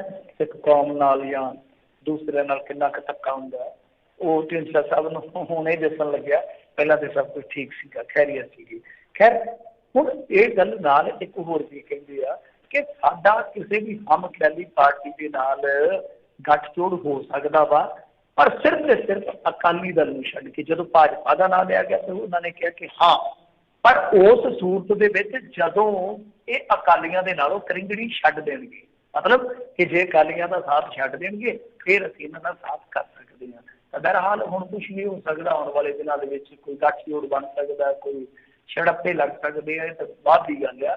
ਪਰ ਇੱਕ ਵਾਰੀ ਫਿਰ ਢੀਂਡਸਾ ਉਹਨਾਂ ਨੇ ਸਾਫ਼ ਕੀਤਾ, ਸਾਫ਼ ਨਹੀਂ ਮੈਂ ਕਹੂੰਗਾ, ਮੈਨੂੰ ਲੱਗਦਾ ਕਿ ਸੰਕੇਤ ਕੀਤਾ ਕਿ ਆਉਣ ਵਾਲੇ ਦਿਨਾਂ ਦੇ ਵਿੱਚ ਭਾਜਪਾ ਜਿਹੜੀ ਆ ਉਹ ਅਕਾਲੀ ਦਲ ਦੇ ਨਾਲ ਕੋਈ ਪ੍ਰੈਸ਼ਰ ਗੇਮ ਖੇਡ ਸਕਦੀ ਆ, ਔਰ ਜਾਂ ਇੱਕ ਰਸਤਾ ਜਿਹੜਾ ਉਹ ਅਲੱਗ ਤੋਂ ਵੇਖ ਸਕਦੀ ਆ। ਤਾਂ ਇਹ ਜਿਹੜਾ ਹੈ ਬਿਆਨ, ਸਟੇਟਮੈਂਟ ਹੈ ਜਿਹੜੀ, ਕੋਈ ਬਹੁਤੀ ਗੰਭੀਰ ਨਹੀਂ ਜਾਪਦੀ। ਆਮ ਇੱਕ ਟਿਪੀਕਲ ਰਾਜਨੇਤਾ ਜਾਂ ਜਿਹੜੇ ਇਸ ਤਰ੍ਹਾਂ ਦੇ ਪੋਲੀਟੀਸ਼ੀਅਨ ਹੁੰਦੇ ਆ ਸਿਆਣੇ, ਕਿਉਂਕਿ ਪਰਮਿੰਦਰ ਸਿੰਘ ਢੀਂਡਸਾ ਬਹੁਤ ਸਿਆਣੇ ਗਿਣੇ ਜਾਂਦੇ ਆ, ਤਾਂ ਉਹ ਨਪੀ ਤੁਲੀ ਆ ਸਟੇਟਮੈਂਟ, ਕੋਈ ਐਸੀ ਨਹੀਂ ਕੰਟਰੋਵਰਸ਼ੀਅਲ ਨਹੀਂ ਹੈ, ਕੋਈ ਐਸੀ ਭੇਤ ਖੋਲਣ ਵਾਲੀ ਨਹੀਂ। ਬਟ ਉਹਦੇ 'ਚ ਇੱਕ ਲੁਕਵਾਂ ਸੰਕੇਤ ਜਿਹੜਾ ਮੈਨੂੰ ਨਜ਼ਰ ਆ ਰਿਹਾ ਉਹ ਇਹੋ ਆ ਕਿ ਭਾਜਪਾ ਜਿਹੜੀ ਆ ਉਹ ਆਪਦੇ ਪਰ ਵੀ ਤੋੜ ਸਕਦੀ ਹੈ। ਉਹ ਇਹ ਹੋ ਸਕਦਾ ਕਿ ਇੱਕ ਅਲੱਗ ਤੋਂ ਧੜਾ ਵੀ ਆਪਦੇ ਪੱਧਰ ਤੇ ਖੜਾ ਕਰ ਦੇਵੇ। ਜੀ ਜੀ ਜੀ। ਅਗਲੀ ਮਿੰਟੂ ਜੀ ਆਪਾਂ ਗੱਲ ਕਰਦੇ, ਕਹਿੰਦੇ ਸ਼੍ਰੋਮਣੀ ਕਮੇਟੀ ਦੇ ਕਰਮਚਾਰੀਆਂ ਨੂੰ ਇਸ ਵਾਰ ਤਨਖਾਹ ਨੇ ਪਾਇਆ ਸੁੱਕਣੇ। ਦੇਖੋ ਇਹਨਾਂ ਨੂੰ ਤਨਖਾਹ ਮਿਲੀ ਆ, ਪਰ ਰੌਲਾ ਇਹ ਹੈ ਕਿ ਦੂਜੇ ਮਹੀਨੇ ਲਗਾਤਾਰ ਇਹਨਾਂ ਨੂੰ ਭਾਣ ਦੇ ਦਿੱਤੀ ਵਿਚਾਰਿਆਂ ਨੂੰ। ਜਿਹੜੇ ਭਾਣ ਦੇ ਲਿਫਾਫੇ ਉਹ ਲੈ ਕੇ ਤੇ ਦੁਕਾਨਾਂ ਤੇ ਤੁਰੇ ਫਿਰਦੇ, ਦੁਕਾਨਾਂ ਵਾਲੇ ਕਹਿੰਦੇ ਕਿ ਨਹੀਂ ਭਾਈ ਬੈਂਕਾਂ 'ਚ ਚੱਲ ਜਾਓ। ਬੈਂਕਾਂ 'ਚ ਜਾਂਦੇ ਆ ਤੇ ਉਹ ਕਹਿੰਦੇ ਕਿ ਭਾਈ ਤੁਸੀਂ ਉੱਥੇ ਹੀ ਚੱਲ ਜਾਓ ਜਿਨ੍ਹਾਂ ਨੇ ਦਿੱਤੀ ਹੈ ਤੁਹਾਨੂੰ ਭਾਣ ਕਿੰਨੇ ਲੈਣੀ ਹੈ। ਭਾਣ ਤੇ ਅੱਜ ਕੱਲ੍ਹ ਪੰਜਾਬ ਦੇ ਵਿੱਚ ਕੋਈ ਰੁਪਈਆ, ਕੋਈ 2 ਰੁਪਈਏ ਦਿਓ ਤੇ ਛੇਤੀ ਕਿਤੇ ਮੰਗਤਾ ਨਹੀਂ ਲੈਂਦਾ। ਦੁਕਾਨਾਂ ਵਾਲੇ ਵੀ ਨਹੀਂ ਲੈਂਦੇ ਭਾਣ, ਜਿਆਦੀ ਹੋਵੇ ਤੇ ਜਿਆਦੀ ਉਹ ਭਾਣ ਨਹੀਂ ਲੈਂਦੇ, ਕਹਿੰਦੇ ਅਸੀਂ ਸਿਰ 'ਚ ਮਾਰਨੀ ਨਾ, ਸਾਡੀ ਕੋਈ ਭਾਣ ਨਹੀਂ ਲੈਂਦਾ। ਸੋ ਇਹ ਕਹਾਣੀ ਬਣੀ ਪਈ ਆ ਮੇਰੇ ਖਿਆਲ ਦੇ ਨਾਲ ਇਹਨਾਂ ਵਿਚਾਰਿਆਂ ਨੂੰ, ਕਿਉਂਕਿ ਤਨਖਾਹ ਦਾ ਮਤਲਬ ਕੀ ਹੈ, ਉਜਰਤ ਦਾ ਮਤਲਬ ਕੀ ਹੈ ਕਿ ਪੈਸਾ ਤੁਹਾਡੇ ਕੋਲ ਮਹੀਨੇ ਆਇਆ। ਪੈਸੇ ਤੇ ਤਨਖਾਹ ਇਹਨਾਂ ਦੀਆਂ ਕਾਹਦੀਆਂ ਨੇ? ਜਿਹੜੇ ਚੌਕੀਦਾਰ ਆ ਵਿਚਾਰੇ ਉਹ ਖੜੇ ਰਹਿੰਦੇ ਸਾਰਾ ਦਿਨ 6-6 ਘੰਟੇ 8-8 ਘੰਟੇ, ਉਹਨਾਂ ਦੀਆਂ ਤਨਖਾਹਾਂ 6,000 8,000 10,000। ਤੇ ਜਿਹੜੇ ਏਸੀ 'ਚ ਬੈਠੇ ਰਹਿੰਦੇ ਆ ਤੇ ਏਸੀ ਔਨ ਕਰਨ ਤੇ ਆਫ ਕਰਨ ਲਈ ਵੀ ਗਾਹ ਬੰਦੇ ਜਿਨ੍ਹਾਂ ਦੇ ਕੋਲ ਉਹ ਪੈਕੇਜ ਲੈਂਦੇ ਆ, ਮੋਟੇ ਪੈਕੇਜ ਲੈਂਦੇ ਦਫ਼ਤਰਾਂ 'ਚ ਬੈਠੇ। ਸੋ ਇਹ ਵੀ ਕਿਤੇ ਨਾ ਕਿਤੇ ਹੈ ਫਰਕ। ਤਾਂ ਖੈਰ ਐਸੇ ਮੁਲਾਜ਼ਮ ਆ ਜਿਹੜੇ ਤੱਕ ਸ਼੍ਰੀ ਕੇਸਗੜ੍ਹ ਦੇ ਨਾਲ ਜੁੜੇ ਆ, ਉਹ ਕਹਿੰਦੇ ਆ ਕਿ 510 ਦੇ ਕਰੀਬ ਮੁਲਾਜ਼ਮ ਹੈ ਜਿਨ੍ਹਾਂ ਨੂੰ ਭਾਣ ਦਿੱਤੀ ਗਈ ਆ। ਜੇ ਸਿੱਖਿਆ ਕਮੇਟੀ ਵਾਲਿਆਂ ਨੂੰ ਕਹਿੰਦੇ ਕਿ ਸ਼ੁਕਰ ਕਰੋ ਇਸ ਦੌਰ ਦੇ ਵਿੱਚ ਇਹਨਾਂ ਨੂੰ ਤਨਖਾਹ ਦੇ ਰਹੇ ਆ, ਪਰ ਮੇਰੇ ਕਹਿਣ ਦਾ ਮਤਲਬ ਕਿ ਤਨਖਾਹ ਤੇ ਇੱਕ ਤਰ੍ਹਾਂ ਨਾਲ ਕਹੀਏ ਕਿ ਸੁੱਖ ਸਹੂਲਤ ਦਾ ਸਾਧਨ ਆ ਕਿ ਮਹੀਨੇ ਬਾਅਦ ਤੁਹਾਨੂੰ ਮਿਹਨਤਾਨਾ ਮਿਲਦਾ ਤੇ ਤੁਸੀਂ ਉਹਦੇ ਨਾਲ ਜ਼ਿੰਦਗੀ ਗੁਜ਼ਾਰਨੀ ਹੈ। ਤੇ ਜੇ ਉਸ ਮਿਹਨਤਾਨੇ ਨਾਲ ਚੀਜ਼ ਤੱਕ ਲੈਣ ਵਾਸਤੇ ਜਾਂ ਉਹਦੇ ਬਦਲੇ ਨੋਟ ਲੈਣ ਵਾਸਤੇ ਤੁਹਾਨੂੰ ਧੱਕੇ ਖਾਣੇ ਪੈਣ, ਇਹ ਤੇ ਦੁੱਗਣੀ ਮਿਹਨਤ ਹੈ ਕਿ ਤੁਸੀਂ ਉਸ ਤਨਖਾਹ ਦਾ ਮੁੱਲ ਲੈਣ ਵਾਸਤੇ ਪੂਰਾ ਤੁਸੀਂ ਬਾਜ਼ਾਰਾਂ 'ਚ ਤੁਰੇ ਫਿਰਦੇ ਰਹੋ ਤੇ ਮਿੰਨਤਾਂ ਕਰਦੇ ਰਹੋ ਤੇ ਚੰਗੀ ਗੱਲ ਆ। ਜੀ ਜੀ। ਅਤੇ ਮਿੰਟੂ ਜੀ ਇੱਥੇ ਆਪਾਂ ਜਿਹੜਾ ਸਵਾਲ ਕਰਕੇ ਤੇ ਫਿਰ ਇੱਕ ਬ੍ਰੇਕ ਲਵਾਂਗੇ, ਤੇ ਬ੍ਰੇਕ ਤੋਂ ਬਾਅਦ ਸਰੋਤੇ ਜੇ ਤੁਸੀਂ ਵੀ ਸਵਾਲ ਪੁੱਛਣੇ ਹੋਏ ਤਾਂ ਕਾਲ ਕਰ ਸਕਦੇ ਹੋ ਨੰਬਰ 408 272 52 ਦੇ ਉੱਤੇ। ਤੇ ਅਗਲੀ ਗੱਲ ਕਰੀਏ, ਕਹਿੰਦੇ ਸਿੱਧੂ ਮੂਸੇਵਾਲਾ ਨਹੀਂ ਹੋਇਆ ਜੀ ਪੁਲਿਸ ਅੱਗੇ ਪੇਸ਼। ਨਹੀਂ ਦੇਖੋ, ਇਹਨਾਂ ਨੇ ਕਿਹਾ ਸੀ ਪੁਲਿਸ ਵਾਲਿਆਂ ਨੇ ਕਿ 12 ਜੂਨ ਨੂੰ ਬਰਨਾਲਾ ਦੇ ਜਿਹੜੇ SP ਰੁਪਿੰਦਰ ਭਾਰਦਵਾਜ ਉਹਨਾਂ ਦੇ ਸਾਹਮਣੇ ਪੇਸ਼ ਹੋਊਗਾ ਸਿੱਧੂ ਮੂਸੇਵਾਲਾ। ਅਸੀਂ ਉਹਨੂੰ ਤਫਤੀਸ਼ ਵਾਸਤੇ ਸੱਦਿਆ ਵਾ ਤੇ ਜੇ ਨਹੀਂ ਤੇ ਫਿਰ ਫਰਦਰ ਕਾਰਵਾਈ ਕਰਾਂਗੇ। ਤੇ ਹੁਣ ਉਹ ਨਹੀਂ ਆਇਆ, ਕਰੋ ਕਾਰਵਾਈ ਜਿਹੜੀ ਕਰਨੀ ਹੈ। ਕਾਰਵਾਈ ਕਿਹੜੀ ਕਰਨੀ ਆ? ਦੇਖੋ ਇਹਨਾਂ ਨੇ ਨਾਟਕ ਹੀ ਕੀਤਾ ਸਾਰਾ ਹੁਣ ਤੱਕ ਜੋ ਵੀ ਕੀਤਾ। ਮੈਂ ਪਹਿਲਾਂ ਹੀ ਤੁਹਾਨੂੰ ਕਿਹਾ ਸੀਗਾ ਕਿ ਬਹੁਤ ਸਾਰੇ ਨਾਟਕ ਕਰਨਗੇ ਆਉਣ ਵਾਲੇ ਦਿਨਾਂ 'ਚ। ਹੋ ਸਕਦਾ ਕੋਰਟ 'ਚ ਜਾ ਕੇ ਸਿੱਧੂ ਮੂਸੇਵਾਲੇ ਨੂੰ ਬਚਾਉਣ ਵਾਸਤੇ ਕੋਈ ਕਹਾਣੀ ਵੀ ਪੁੱਠੀ ਸਿੱਧੀ ਕਰ ਦੇਣਾ। ਸਿੱਧੂ ਮੂਸੇਵਾਲਾ ਨਹੀਂ ਆਇਆ। ਵੈਸੇ ਮੇਰੇ ਖਿਆਲ ਦੇ ਨਾਲ ਇਹ ਖਬਰ ਕੋਈ ਜ਼ਰੂਰੀ ਨਹੀਂ ਹੈ, ਕੋਈ ਬਹੁਤ ਵੱਡੀ ਗੱਲ ਨਹੀਂ ਹੈ। ਸਿਰਫ ਤੇ ਸਿਰਫ ਇਹ ਆ ਕਿ ਬਹੁਤ ਜ਼ਿਆਦਾ ਲੋਕ ਜਿਹੜੇ ਆ ਉਹ ਇਹਦੇ ਫੈਨ ਵੀ ਹੈ ਸਿੱਧੂ ਮੂਸੇਵਾਲੇ ਦੇ। ਮਹੱਤਤਾ ਲੈਂਦੀ ਹੈ ਇਸ ਕਰਕੇ ਕਿਉਂਕਿ ਮੀਡੀਆ ਜਿਹੜਾ ਤੁਹਾਨੂੰ ਪਤਾ ਖੇਡਦਾ ਅੱਜ ਕੱਲ੍ਹ ਵਿਊਜ਼ ਲੋਕਾਂ ਦੇ ਕਿਹੋ ਜਿਹੇ ਆ ਉਹਦੇ ਨਾਲ ਕੋਈ ਤਾਲੁਕਾਤ ਨਹੀਂ ਹੈ। ਸੋ ਵੱਡੀ ਗੱਲ ਨਹੀਂ ਹੈ, ਪਰ ਵੱਡੀ ਇਸ ਗੱਲੋਂ ਆ ਕਿਉਂਕਿ ਪੁਲਿਸ ਨੇ ਇੱਕ ਤਰ੍ਹਾਂ ਨਾਲ ਸ਼ਾਦੀ ਭਰੀ ਸੀ ਕਿ ਇਹ ਪੇਸ਼ ਹੋਊਗਾ ਜੀ। ਇੱਕ ਤਰ੍ਹਾਂ ਨਾਲ ਇਨਡਾਇਰੈਕਟ ਵੇ ਨਾਲ ਕਿਹਾ ਸੀਗਾ ਕਿ 12 ਤਰੀਕ ਨੂੰ ਉਹਨੂੰ ਤਫਤੀਸ਼ ਕਰਨ ਦੇ ਵਿੱਚ ਸ਼ਾਮਲ ਹੋਣ ਲਈ ਤਫਤੀਸ਼ ਦੇ ਵਿੱਚ ਸ਼ਾਮਲ ਹੋਣ ਵਾਸਤੇ ਅਸੀਂ ਉਹਨੂੰ ਸੰਮਨ ਕੀਤਾ ਵਾ, ਉਹ ਆਊਗਾ। ਤਾਂ ਉਹਨੇ ਪੁਲਿਸ ਦੇ ਕਹੇ ਤੇ ਕਹੀਏ ਕਿ ਇੱਕ ਤਰ੍ਹਾਂ ਨਾਲ ਲੱਤ ਮਾਰੀ ਆ ਉਹਨੇ। ਤੇ ਅੱਜ ਗਾਣਾ ਕੱਢ ਦਿੱਤਾ, ਪਤਾ ਨਹੀਂ ਬੱਬੀ ਆ ਬੋਲੇ, ਹੁਣ ਉਹਦੇ ਵਿੱਚ ਪਤਾ ਨਹੀਂ ਕੀ ਬੋਲੂਗਾ।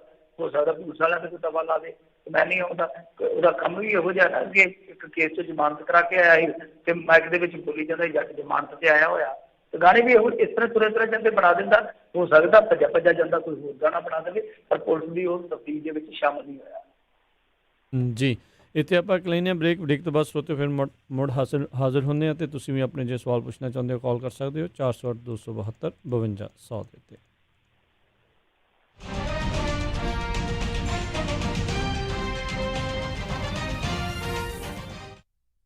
ਤੁਸੀਂ ਸੁਣ ਰਹੇ ਹੋ Punjabi radio USA KOBO Yuba city 1450 AM KIID Sacramento 1470 AM KWRU Fresno 1300 AM KLHC Bakersfield 1350 AM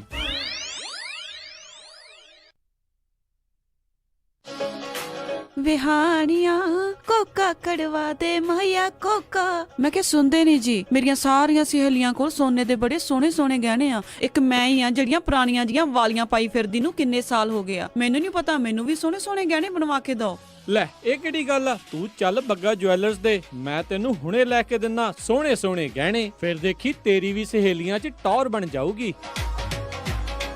Bagga jewellers Sacramento ਜਿੱਥੋਂ ਖਰੀਦ ਸਕਦੇ ਹੋ ਵਿਆਹ ਸ਼ਾਦੀਆਂ ਲਈ ਖੂਬਸੂਰਤ ਗਹਿਣੇ ਤੇ ਨਾਲ ਹੀ ਸੋਨੇ ਦੇ ਬਦਲੇ ਕੈਸ਼ ਵੀ ਲੈ ਸਕਦੇ ਹੋ। ਵਿਆਹ ਸ਼ਾਦੀ ਜਾਂ ਕਿਸੇ ਵੀ ਇਵੈਂਟ ਤੇ ਡੈਕੋਰੇਸ਼ਨ ਵੀ ਕਰਦੇ ਹਨ ਤੇ ਹਰ ਤਰ੍ਹਾਂ ਦੇ ਕਸਟਮ ਗਹਿਣੇ ਤਿਆਰ ਕਰਵਾ ਸਕਦੇ ਹੋ। ਹੋਰ ਜਾਣਕਾਰੀ ਲਈ ਕਾਲ ਕਰੋ ਜੌਨੀ ਜੀ ਨੂੰ 9169128842 916 912 8842। ਪਤਾ ਨੋਟ ਕਰੋ 6930 65th street number 115 Chinatown supermarket Sacramento. Phone number 916 912 8842 9169128842। Bagga jewellers Sacramento. Sat Sri ਅਕਾਲ ਮੈਡਮ ਜੀ, ਪਤਾ ਲੱਗਾ ਸੀ ਤੁਹਾਡੇ ਬੱਚੇ ਦਾ ਵਿਆਹ। ਮੈਂ ਸੋਚਿਆ ਵੀ ਜਾ ਕੇ ਪਤਾ ਕਰੀਏ, ਲਿਖਾਓ ਕੀ ਕੀ ਰਿਕੁਆਇਰਮੈਂਟ ਹੈ। ਹਾਂਜੀ ਦੇਖੋ 1300 ਤੋਂ 1400 ਤੱਕ ਦੀ ਸਾਡੀ ਗੈਦਰਿੰਗ ਹੋਏਗੀ। ਐਨੀ? ਤੇ ਪਾਰਟੀ ਹਾਲ ਮੈਨੂੰ ਬਿਲਕੁਲ ਨਵਾਂ ਨਕੋਰ ਚਾਹੀਦਾ। ਅੱਛਾ ਜੀ। ਤੇ ਫੂਡ ਦੀ ਕੁਆਲਿਟੀ ਨਾਲ ਪਲੀਜ਼ ਕੋਈ ਕੰਪਰੋ ਨਹੀਂ ਚਾਹੀਦਾ। ਅੱਛਾ ਜੀ। ਤੇ ਡੈਕੋਰੇਸ਼ਨ ਜਿਹੜੀ ਉਹ ਬਿਲਕੁਲ ਲਾਜਵਾਬ ਹੋਵੇ। ਅੱਛਾ ਜੀ। ਐਂਡ ਮੋਰ ਓਵਰ ਇੰਨੀ ਕੁ ਗੈਦਰਿੰਗ ਆ ਤਾਂ ਪਾਰਕਿੰਗ ਸਪੇਸ ਵੀ ਖੁੱਲੀ ਹੋਣੀ ਚਾਹੀਦੀ ਆ। ਚੰਗਾ ਫਿਰ ਮੈਡਮ ਜੀ, ਮੈਂ ਤੇ ਚੱਲਦਾ। ਹੁਣ ਤੁਸੀਂ ਕਿੱਥੇ ਚੱਲੇ? ਇੰਨਾ ਵੱਡਾ ਕੰਮ ਸਾਡੇ ਕੋਲੋਂ ਨਹੀਂ ਸੰਭਿਆ ਜਾਣਾ।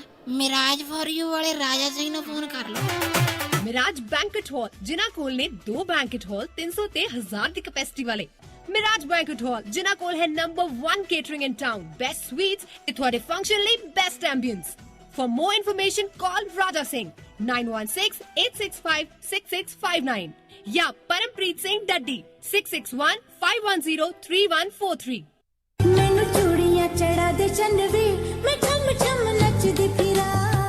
ਗਹਿਣੇ ਤਾਂ ਜੀ ਮੈਂ ਸਿਰਫ ਨੂਰ ਮਹਿਲ ਜਿਊਲਰ ਯੂਬਾ ਸਿਟੀ ਵਾਲਿਆਂ ਤੋਂ ਬਣਵਾਉਣੇ ਆ। ਨੂਰ ਮਹਿਲ ਜਿਊਲਰਸ ਯੂਬਾ ਸਿਟੀ ਵਾਲੇ ਹੁਣ ਖੁੱਲ ਚੁੱਕੇ ਹਨ ਸੈਕਰਾਮੈਂਟੋ ਵਿੱਚ ਵੀ। ਸੋਹਣੇ ਲੇਟੈਸਟ ਨਵੇਂ ਡਿਜ਼ਾਈਨ ਦੇ ਗਹਿਣੇ 1990 ਤੋਂ ਗਹਿਣਿਆਂ ਦੇ ਨਾਲ ਸਜਾ ਰਹੇ ਨੇ ਲੋਕਾਂ ਨੂੰ ਅਤੇ ਇਹਨਾਂ ਦੇ ਨਾਮ ਵਿੱਚ ਸ਼ਿਓਰਿਟੀ ਆ। ਹਰ ਤਰ੍ਹਾਂ ਦੇ ਖੂਬਸੂਰਤ 22, 23, 24 ਕੈਰਟ ਦੇ ਸੋਨੇ ਚਾਂਦੀ ਅਤੇ ਹੀਰੇ ਦੇ ਗਹਿਣੇ ਖਰੀਦ ਸਕਦੇ ਹੋ। ਭਾਵੇਂ ਸੋਨੇ ਚਾਂਦੀ ਦੇ ਸਿੱਕੇ ਖਰੀਦੋ ਜਾਂ ਫਿਰ ਬਣਵਾਓ ਕਸਟਮ ਡਿਜ਼ਾਈਨ ਦੇ ਖੂਬਸੂਰਤ ਗਹਿਣੇ। ਰਾਸ਼ੀ ਨਗ ਵਾਲੀਆਂ ਮੁੰਦਰੀਆਂ ਵੀ ਖਰੀਦ ਸਕਦੇ ਹੋ। ਨੂਰ ਮਹਿਲ ਜਿਊਲਰ ਤੁਹਾਡੀ ਸੇਵਾ ਦੇ ਵਿੱਚ ਹਾਜ਼ਰ ਨੇ। ਪੁਰਾਣੇ ਗਹਿਣੇ ਵੇਚ ਸਕਦੇ ਹੋ ਅਤੇ ਖੁੱਲੇ ਰਹਿੰਦੇ ਹਨ ਸਵੇਰੇ 10:30 ਵਜੇ ਤੋਂ ਸ਼ਾਮੀ 7 ਵਜੇ ਤੱਕ। ਵਧੇਰੇ ਜਾਣਕਾਰੀ ਲਈ ਗੱਲ ਕਰ ਸਕਦੇ ਹੋ 916 692 8121 9166928121। Noor Mahal jewellers Sacramento 2840 Del Paso road suite 200 Sacramento. ਅਤੇ ਯਾਦ ਰੱਖੋ Chaman Lal Noor Mahal jewellers Yuba City ਵਾਲਿਆਂ ਨੂੰ।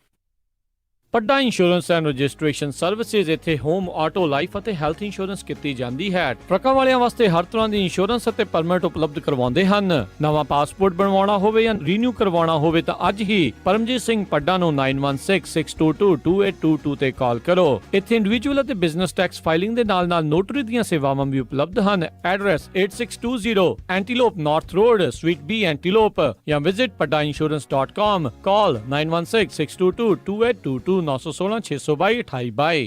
ਕੋਰੋਨਾ ਵਾਇਰਸ ਦੇ ਕਰਕੇ ਜੇ ਤੁਹਾਡੀ ਜੌਬ ਚਲੇ ਗਈ ਹੈ, ਜਿਸ ਕਰਕੇ ਤੁਹਾਡੀ ਹੈਲਥ ਇੰਸ਼ੋਰੈਂਸ ਵੀ ਚਲੇ ਗਈ ਹੈ, ਤਾਂ ਕਵਰਡ ਕੈਲੀਫੋਰਨੀਆ ਦੇ ਦੁਆਰਾ ਇਸ ਸਾਲ ਦੀ ਹੈਲਥ ਇੰਸ਼ੋਰੈਂਸ ਲੈਣ ਦੇ ਲਈ ਅਖੀਰਲੀ ਤਰੀਕ ਨੂੰ ਜੂਨ ਤੱਕ ਕਰ ਦਿੱਤਾ ਗਿਆ ਹੈ। ਆਪਣੇ ਅਤੇ ਆਪਣੇ ਪਰਿਵਾਰ ਦੀ ਸਿਹਤ ਦਾ ਧਿਆਨ ਰੱਖੋ ਅਤੇ ਅੱਜ ਹੀ ਕਵਰਡ ਕੈਲੀਫੋਰਨੀਆ ਦੇ ਤਹਿਤ ਹੈਲਥ ਇੰਸ਼ੋਰੈਂਸ ਲਓ। ਮੈਡੀਕਲ ਭਰਨ ਦੇ ਵਿੱਚ ਕੋਈ ਤਕਲੀਫ ਆ ਰਹੀ ਹੈ, ਆਪਣੇ ਪਲਾਨਸ ਦੇ ਵਿੱਚ ਕੁਝ ਤੁਸੀਂ ਤਬਦੀਲੀ ਕਰਵਾਉਣਾ ਚਾਹੁੰਦੇ ਹੋ, ਇਹਨਾਂ ਸਾਰੇ ਕੰਮਾਂ ਦੇ ਲਈ ਅੱਜ ਹੀ ਕਾਲ ਕਰੋ ਖਾਲਸਾ ਇੰਸ਼ੋਰੈਂਸ ਏਜੰਸੀ 408 272 2500।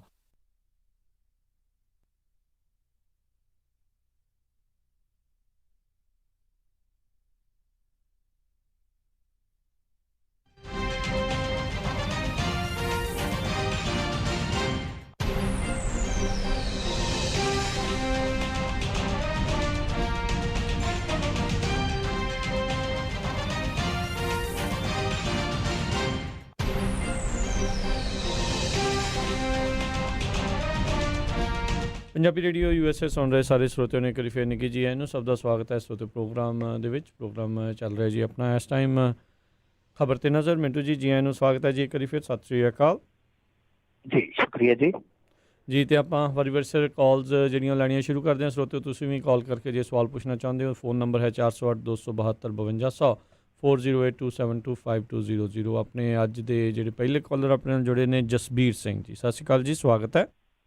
ਹਾਂਜੀ, ਸਤਿ ਸ਼੍ਰੀ ਅਕਾਲ ਜੀ ਸਾਰੇ ਭਰਾਵਾਂ ਨੂੰ। ਸਤਿ ਸ਼੍ਰੀ ਅਕਾਲ ਜੀ।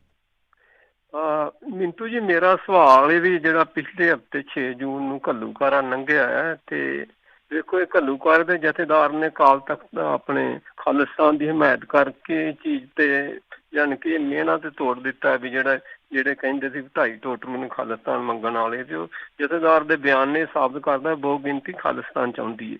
ਅੱਛਾ, ਹੁਣ ਮੈਂ ਸਵਾਲ ਕਰਨਾ ਵੀ ਜਿਹੜੇ ਨਵੇਂ ਪੁਰਾਣੇ ਉਹ ਆਪਣੇ ਜਥੇਦਾਰ ਦੇ ਬਿਆਨ ਤੋਂ ਮਗਰੋਂ ਆਪਣੀ ਖਾਲਿਸਤਾਨ ਦੀ ਵਿਰੋਧਤਾ ਕਰ ਰਹੇ ਨੇ, ਠੀਕ ਹੈ, ਉਹਨਾਂ ਨੂੰ ਹੱਕ ਜੀ ਸਦਕੇ ਕਰਨ, ਪਰ ਉਹ ਜਦੋਂ ਭਗਵੇਂ ਬ੍ਰਿਗੇਡ ਵਾਲੇ ਹਿੰਦੂ ਰਾਸ਼ਟਰ ਦੀ ਮੰਗ ਕਰਦੇ ਨੇ, ਕੀ ਮੈਨੂੰ ਦੱਸਿਓ ਜੇ ਤੁਸੀਂ ਪੱਤਰਕਾਰ ਵੀ ਕਦੇ ਇਹਨਾਂ ਸਿਆਸਤਦਾਨਾਂ ਨੇ, ਭਗਵੰਤ ਮਾਨ ਨੇ ਜਾਂ ਬੀਬੀ ਦੂਜੀ ਨੇ ਕਦੇ ਉਹਦੇ ਆਪਣੇ ਹਿੰਦੂ ਰਾਸ਼ਟਰ ਦੀ ਮੰਗ ਕਰਨ ਵਾਲਿਆਂ ਦਾ ਵਿਰੋਧ ਕੀਤਾ?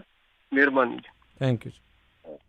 ਨਹੀਂ, ਦੇਖੋ ਆਪਾਂ ਕੱਲੇ ਲੀਡਰ ਦੀ ਹੁਣ ਸਟੇਟਮੈਂਟ ਚੇਤੇ ਕਰਾਂਗੇ ਤੇ ਮੈਨੂੰ ਨਹੀਂ ਆਉਣੀ ਵੀ ਕਿਹਨੇ ਕੀਤਾ ਤੇ ਕਿਹਨੇ ਨਹੀਂ ਕੀਤਾ, ਪਰ ਵਿਰੋਧੀ ਧਿਰਾਂ ਕਰਦੀਆਂ ਹੀ ਨੇ। ਹਿੰਦੂ ਰਾਸ਼ਟਰ ਦਾ ਵਿਰੋਧ ਜਿਹੜਾ ਉਹ ਕਰਦਾ ਹੀ, ਹਰੇਕ ਤਕਰੀਬਨ ਵਿਰੋਧੀ ਧਿਰ ਵਾਲਾ ਕਰਦਾ ਹੀ ਆ, ਭਾਵੇਂ ਸਿੱਧੇ ਰੂਪ 'ਚ ਚਾਹੇ ਅਸਿੱਧੇ ਰੂਪ 'ਚ। ਆਪਾਂ ਕੱਲੇ ਨੂੰ ਗਿਣਾਂਗੇ ਤਾਂ ਮੇਰੇ ਖਿਆਲ ਦੇ ਨਾਲ ਮੇਰੇ ਤਾਂ ਜ਼ਹਿਨ 'ਚ ਨਹੀਂ ਆਉਣਾ ਕਿ ਕਿਹੜੇ ਕਦੋਂ ਕੀਤਾ, ਹਨਾ। ਤੇ ਦੂਜੀ ਚੀਜ਼ ਇਹ ਹੈ ਕਿ ਤੁਸੀਂ ਜਿਹੜੀ ਗੱਲ ਕਹੀ ਹੈ ਨਾ, ਉਹਦੇ ਵਿੱਚ ਹੀ ਤੁਹਾਡਾ ਜਵਾਬ ਆ। ਪਹਿਲੀ ਗੱਲ ਤਾਂ ਇਹ ਹੈ ਕਿ ਦੇਖੋ, ਜੇ ਖਾਲਿਸਤਾਨ ਮੰਗਣ ਦਾ ਹੱਕ ਹੈ ਕਿਸੇ ਨੂੰ, ਤੇ ਵਿਰੋਧਤਾ ਕਰਨ ਦਾ ਵੀ ਹੱਕ ਤੁਹਾਨੂੰ ਦੇਣਾ ਪਊਗਾ, ਸਪੇਸ ਤੁਹਾਨੂੰ ਦੇਣਾ ਹੀ ਪਊਗਾ, ਕਿਉਂਕਿ ਇੱਕ ਸਿਆਸੀ ਡਿਸਕੋਰਸ ਦੇ ਵਿੱਚ ਤੁਸੀਂ ਇੱਕ ਤਰਫੀ ਗੱਲ ਨਹੀਂ ਕਰ ਸਕਦੇ। ਦੂਜੀ ਗੱਲ ਇਹ ਆ ਕਿ ਦੇਖੋ, ਮੈਂ ਵੀ ਕਿਹਾ ਪਹਿਲੇ ਦਿਨ ਤੋਂ ਹੀ ਕਹਿੰਦਾ ਰਿਹਾ ਕਿ ਜਥੇਦਾਰ ਦੀ ਆਪਣੀ ਰਾਏ ਆ। ਜਥੇਦਾਰ ਨੇ ਆਪਣੀ ਰਾਏ ਉਦੋਂ ਰੱਖੀ ਹੈ ਜਦੋਂ ਮੀਡੀਆ ਨੇ ਉਹਨਾਂ ਨੂੰ ਸਵਾਲ ਕੀਤਾ, ਉਹਨਾਂ ਨੇ ਰਾਏ ਰੱਖੀ ਆ। ਕੋਈ ਦੇਸ਼ ਧਰੋਹ ਦਾ ਪਰਚਾ ਮੰਗੀ ਜਾਂਦਾ, ਫਲਾਂ ਧਮਕਾਂ ਕਰੀ ਜਾਂਦਾ, ਉਹਨੂੰ ਇੱਕ ਵਿਵਾਦ ਬਣਾਈ ਜਾਂਦਾ, ਹਵਾ ਬਣਾਈ ਜਾਂਦਾ, ਗਲਤ ਆ। ਕਾਹਦਾ ਹਵਾ ਥੋੜ੍ਹੀ ਹੈ, ਗੋਰਖੇ ਵੀ ਮੰਗਦੇ ਆਪਣਾ ਨਾਗਾਲੈਂਡ, ਮੰਗੀ ਜਾਂਦੇ, ਬਹੁਤ ਸਾਰੇ ਲੋਕ ਮੰਗਦੇ, ਕੈਨੇਡਾ 'ਚ ਵੀ ਇੱਕ ਸਟੇਟ ਵਾਲੇ ਮੰਗਦੇ, ਕਿਊਬਕ ਵਾਲੇ ਮੰਗਦੇ ਅਲੱਦਗੀ। ਸੋ ਬਹੁਤ ਥਾਵਾਂ ਤੇ ਅਲੱਦਗੀ ਦੀਆਂ ਮੰਗਾਂ ਉੱਠਦੀਆਂ। ਕੈਟਲੇਨੀਆ ਦਾ ਮਸਲਾ ਦੇਖਿਆ ਆਪਾਂ, ਜੇ ਉਧਰ ਦੇਖੀਏ ਕੁਰਦਿਸਤਾਨ, ਕੁਰਦ ਆਪਣਾ ਦੇਸ਼ ਮੰਗਦੇ ਆ। ਸੋ ਅਲੱਦਗੀ ਦੀਆਂ ਡਿਮਾਂਡਾਂ ਉੱਠਦੀਆਂ ਨੇ, ਮੰਗਾਂ ਉੱਠਦੀਆਂ ਨੇ। ਪਰ ਗੱਲ ਇਹ ਆ ਕਿ ਜਿਹੜਾ ਇੱਥੇ ਇੱਕ ਮੁੱਦਾ ਹੈ, ਸ਼ਾਇਦ ਤੁਸੀਂ ਉਹ ਅਣਗੌਲਿਆ ਕਰ ਰਹੇ ਹੋ ਕਿ ਜਥੇਦਾਰ ਦੇ ਬਿਆਨ ਦੇ ਨਾਲ ਕੁਝ ਬੰਦੇ, ਸਿੱਖ ਬੰਦੇ ਅਸਹਿਮਤੀ ਜਤਾ ਰਹੇ ਆ ਕਿ ਸਾਰੇ ਸਿੱਖ ਨਹੀਂ ਮੰਗਦੇ। ਇਹ ਇੱਕ ਨਵੀਂ ਗੱਲ ਆ ਇਸ ਮਸਲੇ ਦੇ ਉੱਤੇ ਕਿ ਹੁਣ ਕੋਈ ਵੀ ਐਸਾ ਪੈਰਾਮੀਟਰ ਤੇ ਹੈ ਨਹੀਂ ਗਾ ਜਿਹਦੇ ਆਧਾਰ ਤੇ ਆਪਾਂ ਵੇਖੀਏ ਕਿ ਹਾਂ ਜੀ ਸਾਰੇ ਸਿੱਖ ਮੰਗਦੇ ਆ ਜਾਂ ਬਹੁ ਗਿਣਤੀ 'ਚ ਮੰਗਦੇ ਆ, ਘੱਟ ਗਿਣਤੀ 'ਚ ਮੰਗਦੇ, ਬਹੁ ਗਿਣਤੀ 'ਚ ਮੰਗਦੇ। ਇਹ ਵੀ ਇੱਕ ਬਹਿਸ ਆ ਜੀ। ਅਗਲੇ ਕਾਲਰ ਆਪਣੇ ਨਾਲ ਜੁੜੇ ਨੇ ਗੁਰਪ੍ਰੀਤ ਜੀ। ਸਤਿ ਸ਼੍ਰੀ ਅਕਾਲ ਜੀ। ਸਤਿ ਸ਼੍ਰੀ ਅਕਾਲ ਮਿੰਟੂ ਜੀ, ਕਰਮਵੀਰ ਜੀ, ਦੋਨਾਂ ਨੂੰ ਸਤਿ ਸ਼੍ਰੀ ਅਕਾਲ। ਮਿੰਟੂ ਜੀ, ਪਹਿਲੀ ਤਾਂ ਤੁਹਾਡਾ ਧੰਨਵਾਦ ਜੀ। ਤੁਸੀਂ ਨਾ ਖਬਰਾਂ ਫੀਲਿੰਗ ਦੇ ਨਾਲ ਦਿੰਦੇ ਹੋ, ਮਤਲਬ ਮਸ਼ੀਨ ਵਾਂਗੂ ਨਹੀਂ ਦਿੰਦੇ ਵੀ ਕਈ ਪੱਤਰਕਾਰ ਨਾ ਵੀ ਬਸ ਵੀ ਉਹ ਇਨਵੋਲਵ ਨਹੀਂ ਹੁੰਦੇ ਉਸ ਨਿਊਜ਼ ਦੇ ਵਿੱਚ। ਇਸ ਲਈ ਤੁਹਾਡਾ ਬਹੁਤ ਧੰਨਵਾਦ, ਤੁਸੀਂ ਦਿਲੋਂ ਮਤਲਬ ਕਰਦੇ ਹੋ ਕੋਸ਼ਿਸ਼। ਹਾਂਜੀ। ਤੇ ਦੂਸਰਾ ਮੈਂ ਕਹਿਣਾ ਸੀਗਾ ਜੀ ਵੀ ਆਹ ਜਿਹੜੇ ਇੰਡੀਆ ਦੇ ਪੋਲੀਟੀਸ਼ੀਅਨ ਹੈ ਵੀ ਇਹ ਕੀ ਕੱਲ ਤਨਖਾਹਾਂ ਲੈਣ ਨੂੰ ਆਪਾਂ ਚੁਣਦੇ ਹਾਂ, ਚਾਹੇ ਕਾਂਗਰਸ ਹੈ, ਚਾਹੇ BJP ਹੈ, ਚਾਹੇ ਕੋਈ ਵੀ ਹੈਗਾ, ਵੀ ਇੰਨੇ ਪੈਸੇ ਲੈ ਕੇ ਵੀ ਇਹਨਾਂ ਦਾ ਢਿੱਡ ਨਹੀਂ ਭਰਿਆ ਹੁੰਦਾ। ਸ਼ਾਇਦ ਗਵਰਨਰ ਨਾਲ ਲਿੱਟਿਆ ਹੋਵੇ ਜਿੰਨਾ ਇਹ ਲੁੱਟੀ ਜਾਂਦੇ ਆ। ਵੀ ਇੱਕ ਆਮ ਬੰਦੇ ਨੂੰ ਵੀ ਜ਼ਿੰਦਗੀ ਇੱਕ ਸਾਹ ਲੈਣਾ ਤੇ ਇੱਕ ਉਹ ਬਸ ਉਹੀ ਹੱਕ ਹੈ, ਵੀ ਹੋਰ ਕੁਝ ਨਹੀਂ ਚਾਹੀਦਾ। ਤੇ ਦੂਸਰੀ ਗੱਲ ਨਾਲ ਹੈ ਵੀ ਮਤਲਬ ਇਹ ਰਾਸ਼ਟਰਵਾਦ, ਹਿੰਦੂ ਰਾਸ਼ਟਰ ਕਰੀ ਜਾਂਦੇ ਆ। ਮੈਨੂੰ ਲੱਗਦਾ ਵੀ ਘੱਟੋ ਘੱਟ ਵੀ 70% ਆਹ ਜਿਹੜੀ ਕਰੋਨਾ ਵਾਇਰਸ 70% ਹਿੰਦੂ ਮਰੇ ਹੋਣਗੇ, ਅਨਐਮਪਲਾਇਡ ਵੀ ਜ਼ਿਆਦਾ ਹਿੰਦੂ ਹੋਣਗੇ, ਹਨਾ। ਤੇ ਕੀ ਉਹਨਾਂ ਸਾਰਿਆਂ ਨੂੰ ਜਗ੍ਹਾ ਮਿਲ ਗਈਆਂ ਵੀ ਜਿਹੜੇ ਹਿੰਦੂ ਰਾਸ਼ਟਰ ਕਰੀ ਜਾਂਦੇ ਆ ਵੀ ਕੀ ਇਹ ਦੇਸ਼ ਤੋਂ ਨਹੀਂ, ਇਹ ਦੇਸ਼ ਤੋਂ ਨਹੀਂ ਹੈਗਾ ਵੀ ਜਿਹੜੇ ਲੋਕ ਭੁੱਖੇ ਮਰ ਜਾਂਦੇ ਆ। ਇਹ ਗਵਰਨਮੈਂਟ ਦਾ ਫਰਜ਼ ਨਹੀਂ ਬਣਦਾ ਜੀ ਇਹ ਵੀ ਕੋਈ ਉਹ ਕੁਛ ਕਰੇ ਇਹਨਾਂ ਵੱਲ। ਹਾਂਜੀ, ਥੈਂਕ ਯੂ ਜੀ, ਥੈਂਕ ਯੂ ਗੁਰਪ੍ਰੀਤ। ਬਿਲਕੁਲ ਤੁਹਾਡੀ ਗੱਲ ਸਹੀ ਆ। ਔਰ ਦੇਖੋ, ਬਹੁ ਗਿਣਤੀ 'ਚ ਜ਼ੁਲਮ ਦਾ ਸ਼ਿਕਾਰ ਕੌਣ ਹੁੰਦਾ? ਹਮੇਸ਼ਾ ਗਰੀਬ। ਤੇ ਗਰੀਬ ਕੌਣ ਆ ਇਸ ਵੇਲੇ ਇੰਡੀਆ ਦੇ ਵਿੱਚ? ਸਭ ਤੋਂ ਜ਼ਿਆਦਾ ਬਹੁ ਗਿਣਤੀ 'ਚ ਹਿੰਦੂ ਗਰੀਬ ਹੀ ਹੈ। ਤਾਂ ਇਹ ਬਿਲਕੁਲ ਤੁਹਾਡੀ ਗੱਲ ਸਹੀ ਹੈ। ਜੇ ਜ਼ੁਲਮ ਦਾ ਸ਼ਿਕਾਰ ਹੁੰਦਾ ਤਾਂ ਗਰੀਬ ਜ਼ਿਆਦਾ ਹੁੰਦਾ, ਚਾਹੇ ਉਹ ਕਿਸੇ ਵੀ ਹੋਵੇ, ਚਾਹੇ ਘੱਟ ਗਿਣਤੀ ਦਾ ਹੋਵੇ, ਬਹੁ ਗਿਣਤੀ ਦਾ ਹੋਵੇ, ਦਰੜਿਆ ਗਰੀਬ ਜਾਂਦਾ। ਬੜੀ ਖੂਬਸੂਰਤ ਗੱਲ ਤੁਸੀਂ ਕਹੀ ਆ ਕਿ ਕੀ ਸਾਡੇ ਪੋਲੀਟੀਸ਼ੀਅਨ ਸਿਰਫ ਤਨਖਾਹਾਂ ਜੋ ਕੀ ਆ? ਤਾਂ ਮੇਰੇ ਖਿਆਲ ਦੇ ਨਾਲ ਜਿਸ ਦਿਨ ਇਹ ਦੋ ਚੀਜ਼ਾਂ ਹੋਣਗੀਆਂ ਨਾ ਸਹੀ, ਕਿ ਜਿਸ ਦਿਨ ਤੁਸੀਂ ਸੋਚਦੇ ਹੋ ਕਿ ਹਾਂ ਜਿੱਦਾਂ ਆਮ ਆਪਾਂ ਇਹ ਦੇਖਦੇ ਪੱਛਮ ਦਾ ਸੱਭਿਆਚਾਰ ਆ ਕਿ ਤੁਸੀਂ ਆਪਣੇ ਜੌਬ ਪ੍ਰਤੀ ਬਹੁਤ ਜ਼ਿਆਦਾ ਡੈਡੀਕੇਟ ਹੁੰਦੇ ਹੋ। ਇੰਡੀਆ 'ਚ ਜਦੋਂ ਜਾਂਦੇ ਸ਼ਾਇਦ ਇੰਨੇ ਨਹੀਂ ਹੁੰਦੇ ਹੋਗੇ, ਕਿਉਂਕਿ ਇੱਥੇ ਆਪਾਂ ਨੌਕਰੀ ਤੱਕ ਇੱਕ ਦੌੜਦੇ ਆ ਕਿ ਨੌਕਰੀ ਮਿਲ ਜਾਵੇ। ਪਹਿਲੀ ਗੱਲ ਇਹ ਹੈ ਕਿ ਨੌਕਰੀ ਮਿਲਦੀ ਆ 5 ਲੱਖ 10 ਲੱਖ ਖਰਚ ਕੇ, ਜਾਂ ਮਿਹਨਤ ਨਾਲ ਵੀ ਮਿਲ ਜਾਂਦੀ, ਮੁੰਡੇ ਮਿਹਨਤ ਨਾਲ ਵੀ ਮਿਲ ਜਾਂਦੇ ਆ, ਪਰ ਜਿਹੜੇ 5-10 ਲੱਖ ਦੇ ਕੇ ਲੱਗਦੇ ਆ ਉਹਨਾਂ ਦਾ ਟਾਰਗੇਟ ਤਾਂ ਪਹਿਲਾਂ ਹੀ ਸੈੱਟ ਹੁੰਦਾ, ਮਾਈਂਡ ਸੈੱਟ ਹੁੰਦਾ। ਮਾਪਿਆਂ ਦਾ ਵੀ ਮਾਈਂਡ ਸੈੱਟ ਹੁੰਦਾ ਕਿ ਆਹ ਬੱਚਾ ਇੱਥੇ ਲਾਉਣਾ, ਇੰਨੀ ਕੁ ਤਨਖਾਹ ਕਮਾਊਗਾ, ਇੱਕ ਮਸ਼ੀਨ ਬਣਾ ਦਿੰਦੇ ਆਪਾਂ, ਹਨਾ। ਪਰ ਜਦੋਂ ਤੁਸੀਂ ਇੱਧਰ ਆਉਂਦੇ ਹੋ, ਜਿੰਨਾ ਕੁ ਮੈਂ ਦੇਖਿਆ, ਮੈਂ ਤੇ ਇੱਧਰ ਕਦੇ ਆਇਆ ਨਹੀਂ ਪੱਛਮੀ, ਕਿ ਇੱਥੇ ਆ ਕੇ ਤੁਹਾਡਾ ਜੌਬ ਪ੍ਰਤੀ ਨਜ਼ਰੀਆ ਬਦਲਦਾ, ਤੁਸੀਂ ਡੈਡੀਕੇਟ ਵਧੇਰੇ ਹੁੰਦੇ ਹੋ। ਇਹ ਕਿਉਂਕਿ ਸੱਭਿਆਚਾਰ ਤੁਹਾਨੂੰ ਬਦਲ ਦਿੰਦਾ, ਤੁਹਾਨੂੰ ਉਸ ਦੌੜ ਦੇ ਵਿੱਚ ਦੌੜਨਾ ਹੀ ਪੈਂਦਾ ਜਿੱਥੇ ਦੂਜੇ ਦੌੜ ਰਹੇ ਹੋਣ, ਨਹੀਂ ਤਾਂ ਤੁਸੀਂ ਪਛੜ ਜਾਓਗੇ। ਤਾਂ ਮੈਂ ਕਹਿੰਦਾ ਮਤਲਬ ਕਿ ਹਰੇਕ ਬੰਦਾ ਹੀ ਕਿਤੇ ਨਾ ਕਿਤੇ ਆਪਣੀ ਡਿਊਟੀ 'ਚ ਕੁਤਾਹੀ ਕਰਦਾ। ਜੇ ਇੱਕ ਚਪੜਾਸੀ ਆ, ਉਹਦਾ ਵੀ ਇਹੀ ਦਾਅ ਹੁੰਦਾ ਕਿ ਕਿਵੇਂ ਉਹ ਟਾਈਮ ਪਾਸ ਕਰੇ। ਇੱਕ ਜੇ IAS ਅਫਸਰ ਆ, ਉਹ ਵੀ ਕਿਤੇ ਨਾ ਕਿਤੇ ਆਪਦਾ ਟਾਈਮ ਬਚਾ ਕੇ ਚੱਲਦਾ। ਤਾਂ ਦੋਨਾਂ 'ਚ ਹੀ ਆਪਾਂ ਦੇਖਾਂਗੇ ਕਿ ਡੈਡੀਕੇਸ਼ਨ ਦੀ ਕਮੀ ਆ, ਚਾਹੇ ਕੋਈ ਉੱਤੇ ਅਹੁਦੇ ਤੇ ਬੈਠਾ ਚਾਹੇ ਥੱਲੇ, ਜੇ ਦੋਨੇ ਹੀ ਆਪਣੀ ਜੌਬ ਨੂੰ ਜੌਬ ਨਹੀਂ ਸਮਝਦੇ। ਇਹੀ ਗੱਲ ਪੋਲੀਟੀਸ਼ੀਅਨ ਤੇ ਆ ਕਿ ਜਿਸ ਦਿਨ ਸਾਡੇ ਪੋਲੀਟੀਸ਼ੀਅਨ ਇਹ ਚੀਜ਼ ਸਮਝ ਗਏ ਕਿ ਯਾਰ ਸਾਨੂੰ ਲੱਖਾਂ ਲੋਕਾਂ ਨੇ ਵੋਟ ਦੇ ਕੇ ਜਿਤਾਇਆ ਔਰ ਲੱਖਾਂ ਲੋਕ ਸਾਨੂੰ ਟੈਕਸ ਦੇ ਕੇ ਐਸ਼ੋ ਇਸ਼ਰਤ ਦਾ ਸਮਾਨ ਦਿੰਦੇ ਆ, ਸਾਡੇ ਬੱਚਿਆਂ ਦਾ ਰੋਜੀ ਰਿਜ਼ਕ ਦਾ ਪ੍ਰਬੰਧ ਕਰਦੇ ਆ, ਜਿਸ ਦਿਨ ਉਹ ਇਮਾਨਦਾਰੀ ਨਾਲ ਆਪਣੀ ਜੌਬ ਕਰਨ ਲੱਗ ਪੈਣ, ਸਭ ਕੁਝ ਠੀਕ ਹੋ ਜਾਏਗਾ ਉਸ ਦਿਨ। ਔਰ ਦੂਜੀ ਗੱਲ ਆ ਕਿ ਜਿਸ ਦਿਨ ਹਿੰਦੂ ਬਹੁ ਗਿਣਤੀ 'ਚੋਂ ਲੋਕ ਇਹੋ ਜਿਹੀਆਂ ਚੀਜ਼ਾਂ ਨੂੰ ਨਕਾਰ ਦੇਣ ਕਿ ਅਸੀਂ ਨਹੀਂ ਲੈਣਾ ਭਾਈ ਹਿੰਦੂ ਰਾਸ਼ਟਰ, ਸਾਨੂੰ ਸਾਡਾ ਇੰਡੀਆ, ਸਾਡਾ ਭਾਰਤ ਵਧੀਆ ਬਣਾ ਕੇ ਦਿਓ, ਪਹਿਲਾਂ ਅਸੀਂ ਰੱਦ ਕਰਦੇ ਹਾਂ, ਚਾਹੇ ਉਹ ਕਾਂਗਰਸ ਕਰੇ ਚਾਹੇ ਕੋਈ ਵੀ ਕਰੇ, ਕੋਈ ਵੀ ਧਰਮ ਦੇ ਆਧਾਰ ਤੇ ਰਾਜਨੀਤੀ ਕਰੇ, ਅਸੀਂ ਨਹੀਂ ਕਰਦੇ। ਸਾਡੀ ਜਿਹੜੀ ਪ੍ਰਾਇੋਰਟੀ ਆ ਉਹ ਡਿਵੈਲਪਮੈਂਟ ਆ। ਡਿਵੈਲਪਮੈਂਟ ਕਿਸੇ ਵਿਸ਼ੇਸ਼ ਧਰਮ ਦੀ ਨਹੀਂ, ਡਿਵੈਲਪਮੈਂਟ ਸਾਰੇ ਸਮਾਜ ਦੀ ਹੋਣੀ ਚਾਹੀਦੀ ਆ। ਜਿਸ ਦਿਨ ਮੈਂ ਹਮੇਸ਼ਾ ਕਹਿੰਦਾ ਕਿ ਦੇਸ਼ ਦਾ ਭਵਿੱਖ ਹੈ ਜਿਹੜਾ ਉਹ ਹਿੰਦੂ ਦੇ ਹੱਥ ਆ। ਜਿਸ ਦਿਨ ਹਿੰਦੂ ਭਾਈਚਾਰੇ ਦੇ ਲੋਕ ਇਸ ਚੀਜ਼ ਨੂੰ ਸਮਝਣਗੇ, ਸੁਧਾਰ ਵੱਲ ਵਧਣਗੇ, ਤਾਂ ਬਹੁਤ ਜਲਦੀ ਠੀਕ ਹੋ ਸਕਦਾ ਸਭ ਕੁਝ। ਜੀ ਜੀ ਜੀ। ਅਗਲੇ ਜਿਹੜੇ ਕਾਲਰ ਆਪਣੇ ਜੁੜੇ ਨੇ, ਬਲਬੀਰ ਸਿੰਘ ਜੀ, ਸਤਿ ਸ਼੍ਰੀ ਅਕਾਲ ਜੀ। ਹਾਂਜੀ, ਸਤਿ ਸ਼੍ਰੀ ਅਕਾਲ ਜੀ। ਰਾਜਕਰਨਵੀਰ ਸਿੰਘ, ਮਿੰਟੂ ਬਾਈ, ਸਤਿ ਸ਼੍ਰੀ ਅਕਾਲ। ਸਤਿ ਸ਼੍ਰੀ ਅਕਾਲ ਜੀ। ਸਤਿ ਸ਼੍ਰੀ ਅਕਾਲ ਜੀ। ਮੈਂ ਪੁੱਛਣਾ ਸੀਗਾ ਵੀ ਜਿੱਦਾਂ ਆਪਾਂ ਤਨਖਾਹਾਂ ਦੀ ਗੱਲ ਕਰਦੇ ਹਾਂ, ਸ਼੍ਰੋਮਣੀ ਕਮੇਟੀ ਨੂੰ ਨਹੀਂ ਮਿਲੀਆਂ, ਡਾਕਟਰਾਂ ਨੂੰ ਨਹੀਂ ਮਿਲੀਆਂ, ਪਰ ਜਿਹੜੇ ਆਹ ਵਿਹਲੜ ਲੀਡਰ ਹੈ ਇਹਨਾਂ ਨੂੰ ਟਾਈਮ ਨਾਲ ਪੈਨਸ਼ਨਾਂ 3-3 ਲੱਖ ਤੇ ਜਿਹੜੀਆਂ ਵਗੈਰਾ ਵਗੈਰਾ, ਇਹਨਾਂ ਨੂੰ ਕਿੱਥੋਂ ਮਿਲੀ ਜਾਂਦਾ? ਫਿਰ ਇਹ ਕੀ ਇਹ ਦੇਸ਼ ਦਾ ਬਣੂਗਾ? ਇਹਦੇ ਬਾਰੇ ਜ਼ਰੂਰ ਦੱਸਿਓ, ਮੈਨੂੰ ਸੁਣ ਲੈਣ ਦੀ ਵੀਰੇ ਜੀ। ਨਹੀਂ, ਐਤਕੀ ਨਾ ਪੰਜਾਬ ਵਾਲਿਆਂ ਨੂੰ ਤਾਂ ਝਟਕਾ ਲੱਗ ਗਿਆ। ਇਹਨਾਂ ਨੇ ਆਖਿਆ ਸੀਗਾ ਕਿ ਅਸੀਂ ਨਾ ਆਪਣੀਆਂ ਤਨਖਾਹਾਂ ਦੇਵਾਂਗੇ, ਤੇ ਤਨਖਾਹਾਂ ਕੀ, ਉਹ ਚਲਾਕੀ ਹੁੰਦੀ ਆ।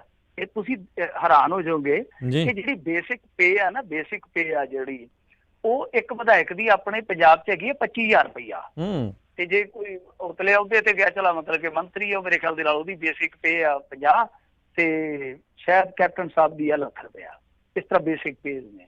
ਤਾਂ ਉਹ ਜਿਹੜੀ ਬੇਸਿਕ ਪੇ ਆ ਉਹ ਦਾਨ ਕਰਤੀ ਹੁਣ, ਤੇ ਜਿਹੜੇ ਐਕਸਟਰਾ 75-80 ਹਜ਼ਾਰ ਮਹੀਨੇ ਦੇ ਪੱਤੇ ਆ ਉਹ ਕਹਿ ਕੇ ਕੋਈ ਗੱਲ ਨਹੀਂ ਆਉਣ ਦਿਓ। ਵੇਖੋ ਚਲਾਕੀ ਪੋਲੀਟੀਸ਼ੀਅਨਸ ਦੀ। ਪਰ ਇਸ ਤੋਂ ਇਲਾਵਾ ਸਾਲ ਦਾ ਮੇਰੇ ਖਿਆਲ ਦੇ ਨਾਲ ਤਕਰੀਬਨ ਲੱਖ ਰੁਪਈਆ ਤੇ ਇਹਨਾਂ ਦਾ ਜਿਹੜਾ ਉਹ ਇਨਕਮ ਟੈਕਸ ਜਾਂਦਾ, ਉਹ ਵੀ ਇਹਨਾਂ ਨੇ ਨਹੀਂ ਛੱਡਿਆ। ਹੋਇਆ ਕਿ ਜਦੋਂ ਤਨਖਾਹ ਵਾਲਾ ਇਹਨਾਂ ਨੇ ਆਖਿਆ ਕਿ ਹਾਂਜੀ ਅਸੀਂ ਦਾਨ ਕਰਾਂਗੇ, ਜਿਹੜਾ CM ਦਾ ਰਿਲੀਫ ਫੰਡ ਹੈ ਉਹਦੇ 'ਚ, ਇਹਨਾਂ ਨੇ ਜਿਹੜੇ ਭੱਤੇ ਸੀ ਉਹਨਾਂ ਤੇ ਵੀ ਵਲੰਟਰੀ ਕੈਂਚੀ ਚਲਾਤੀ ਆ।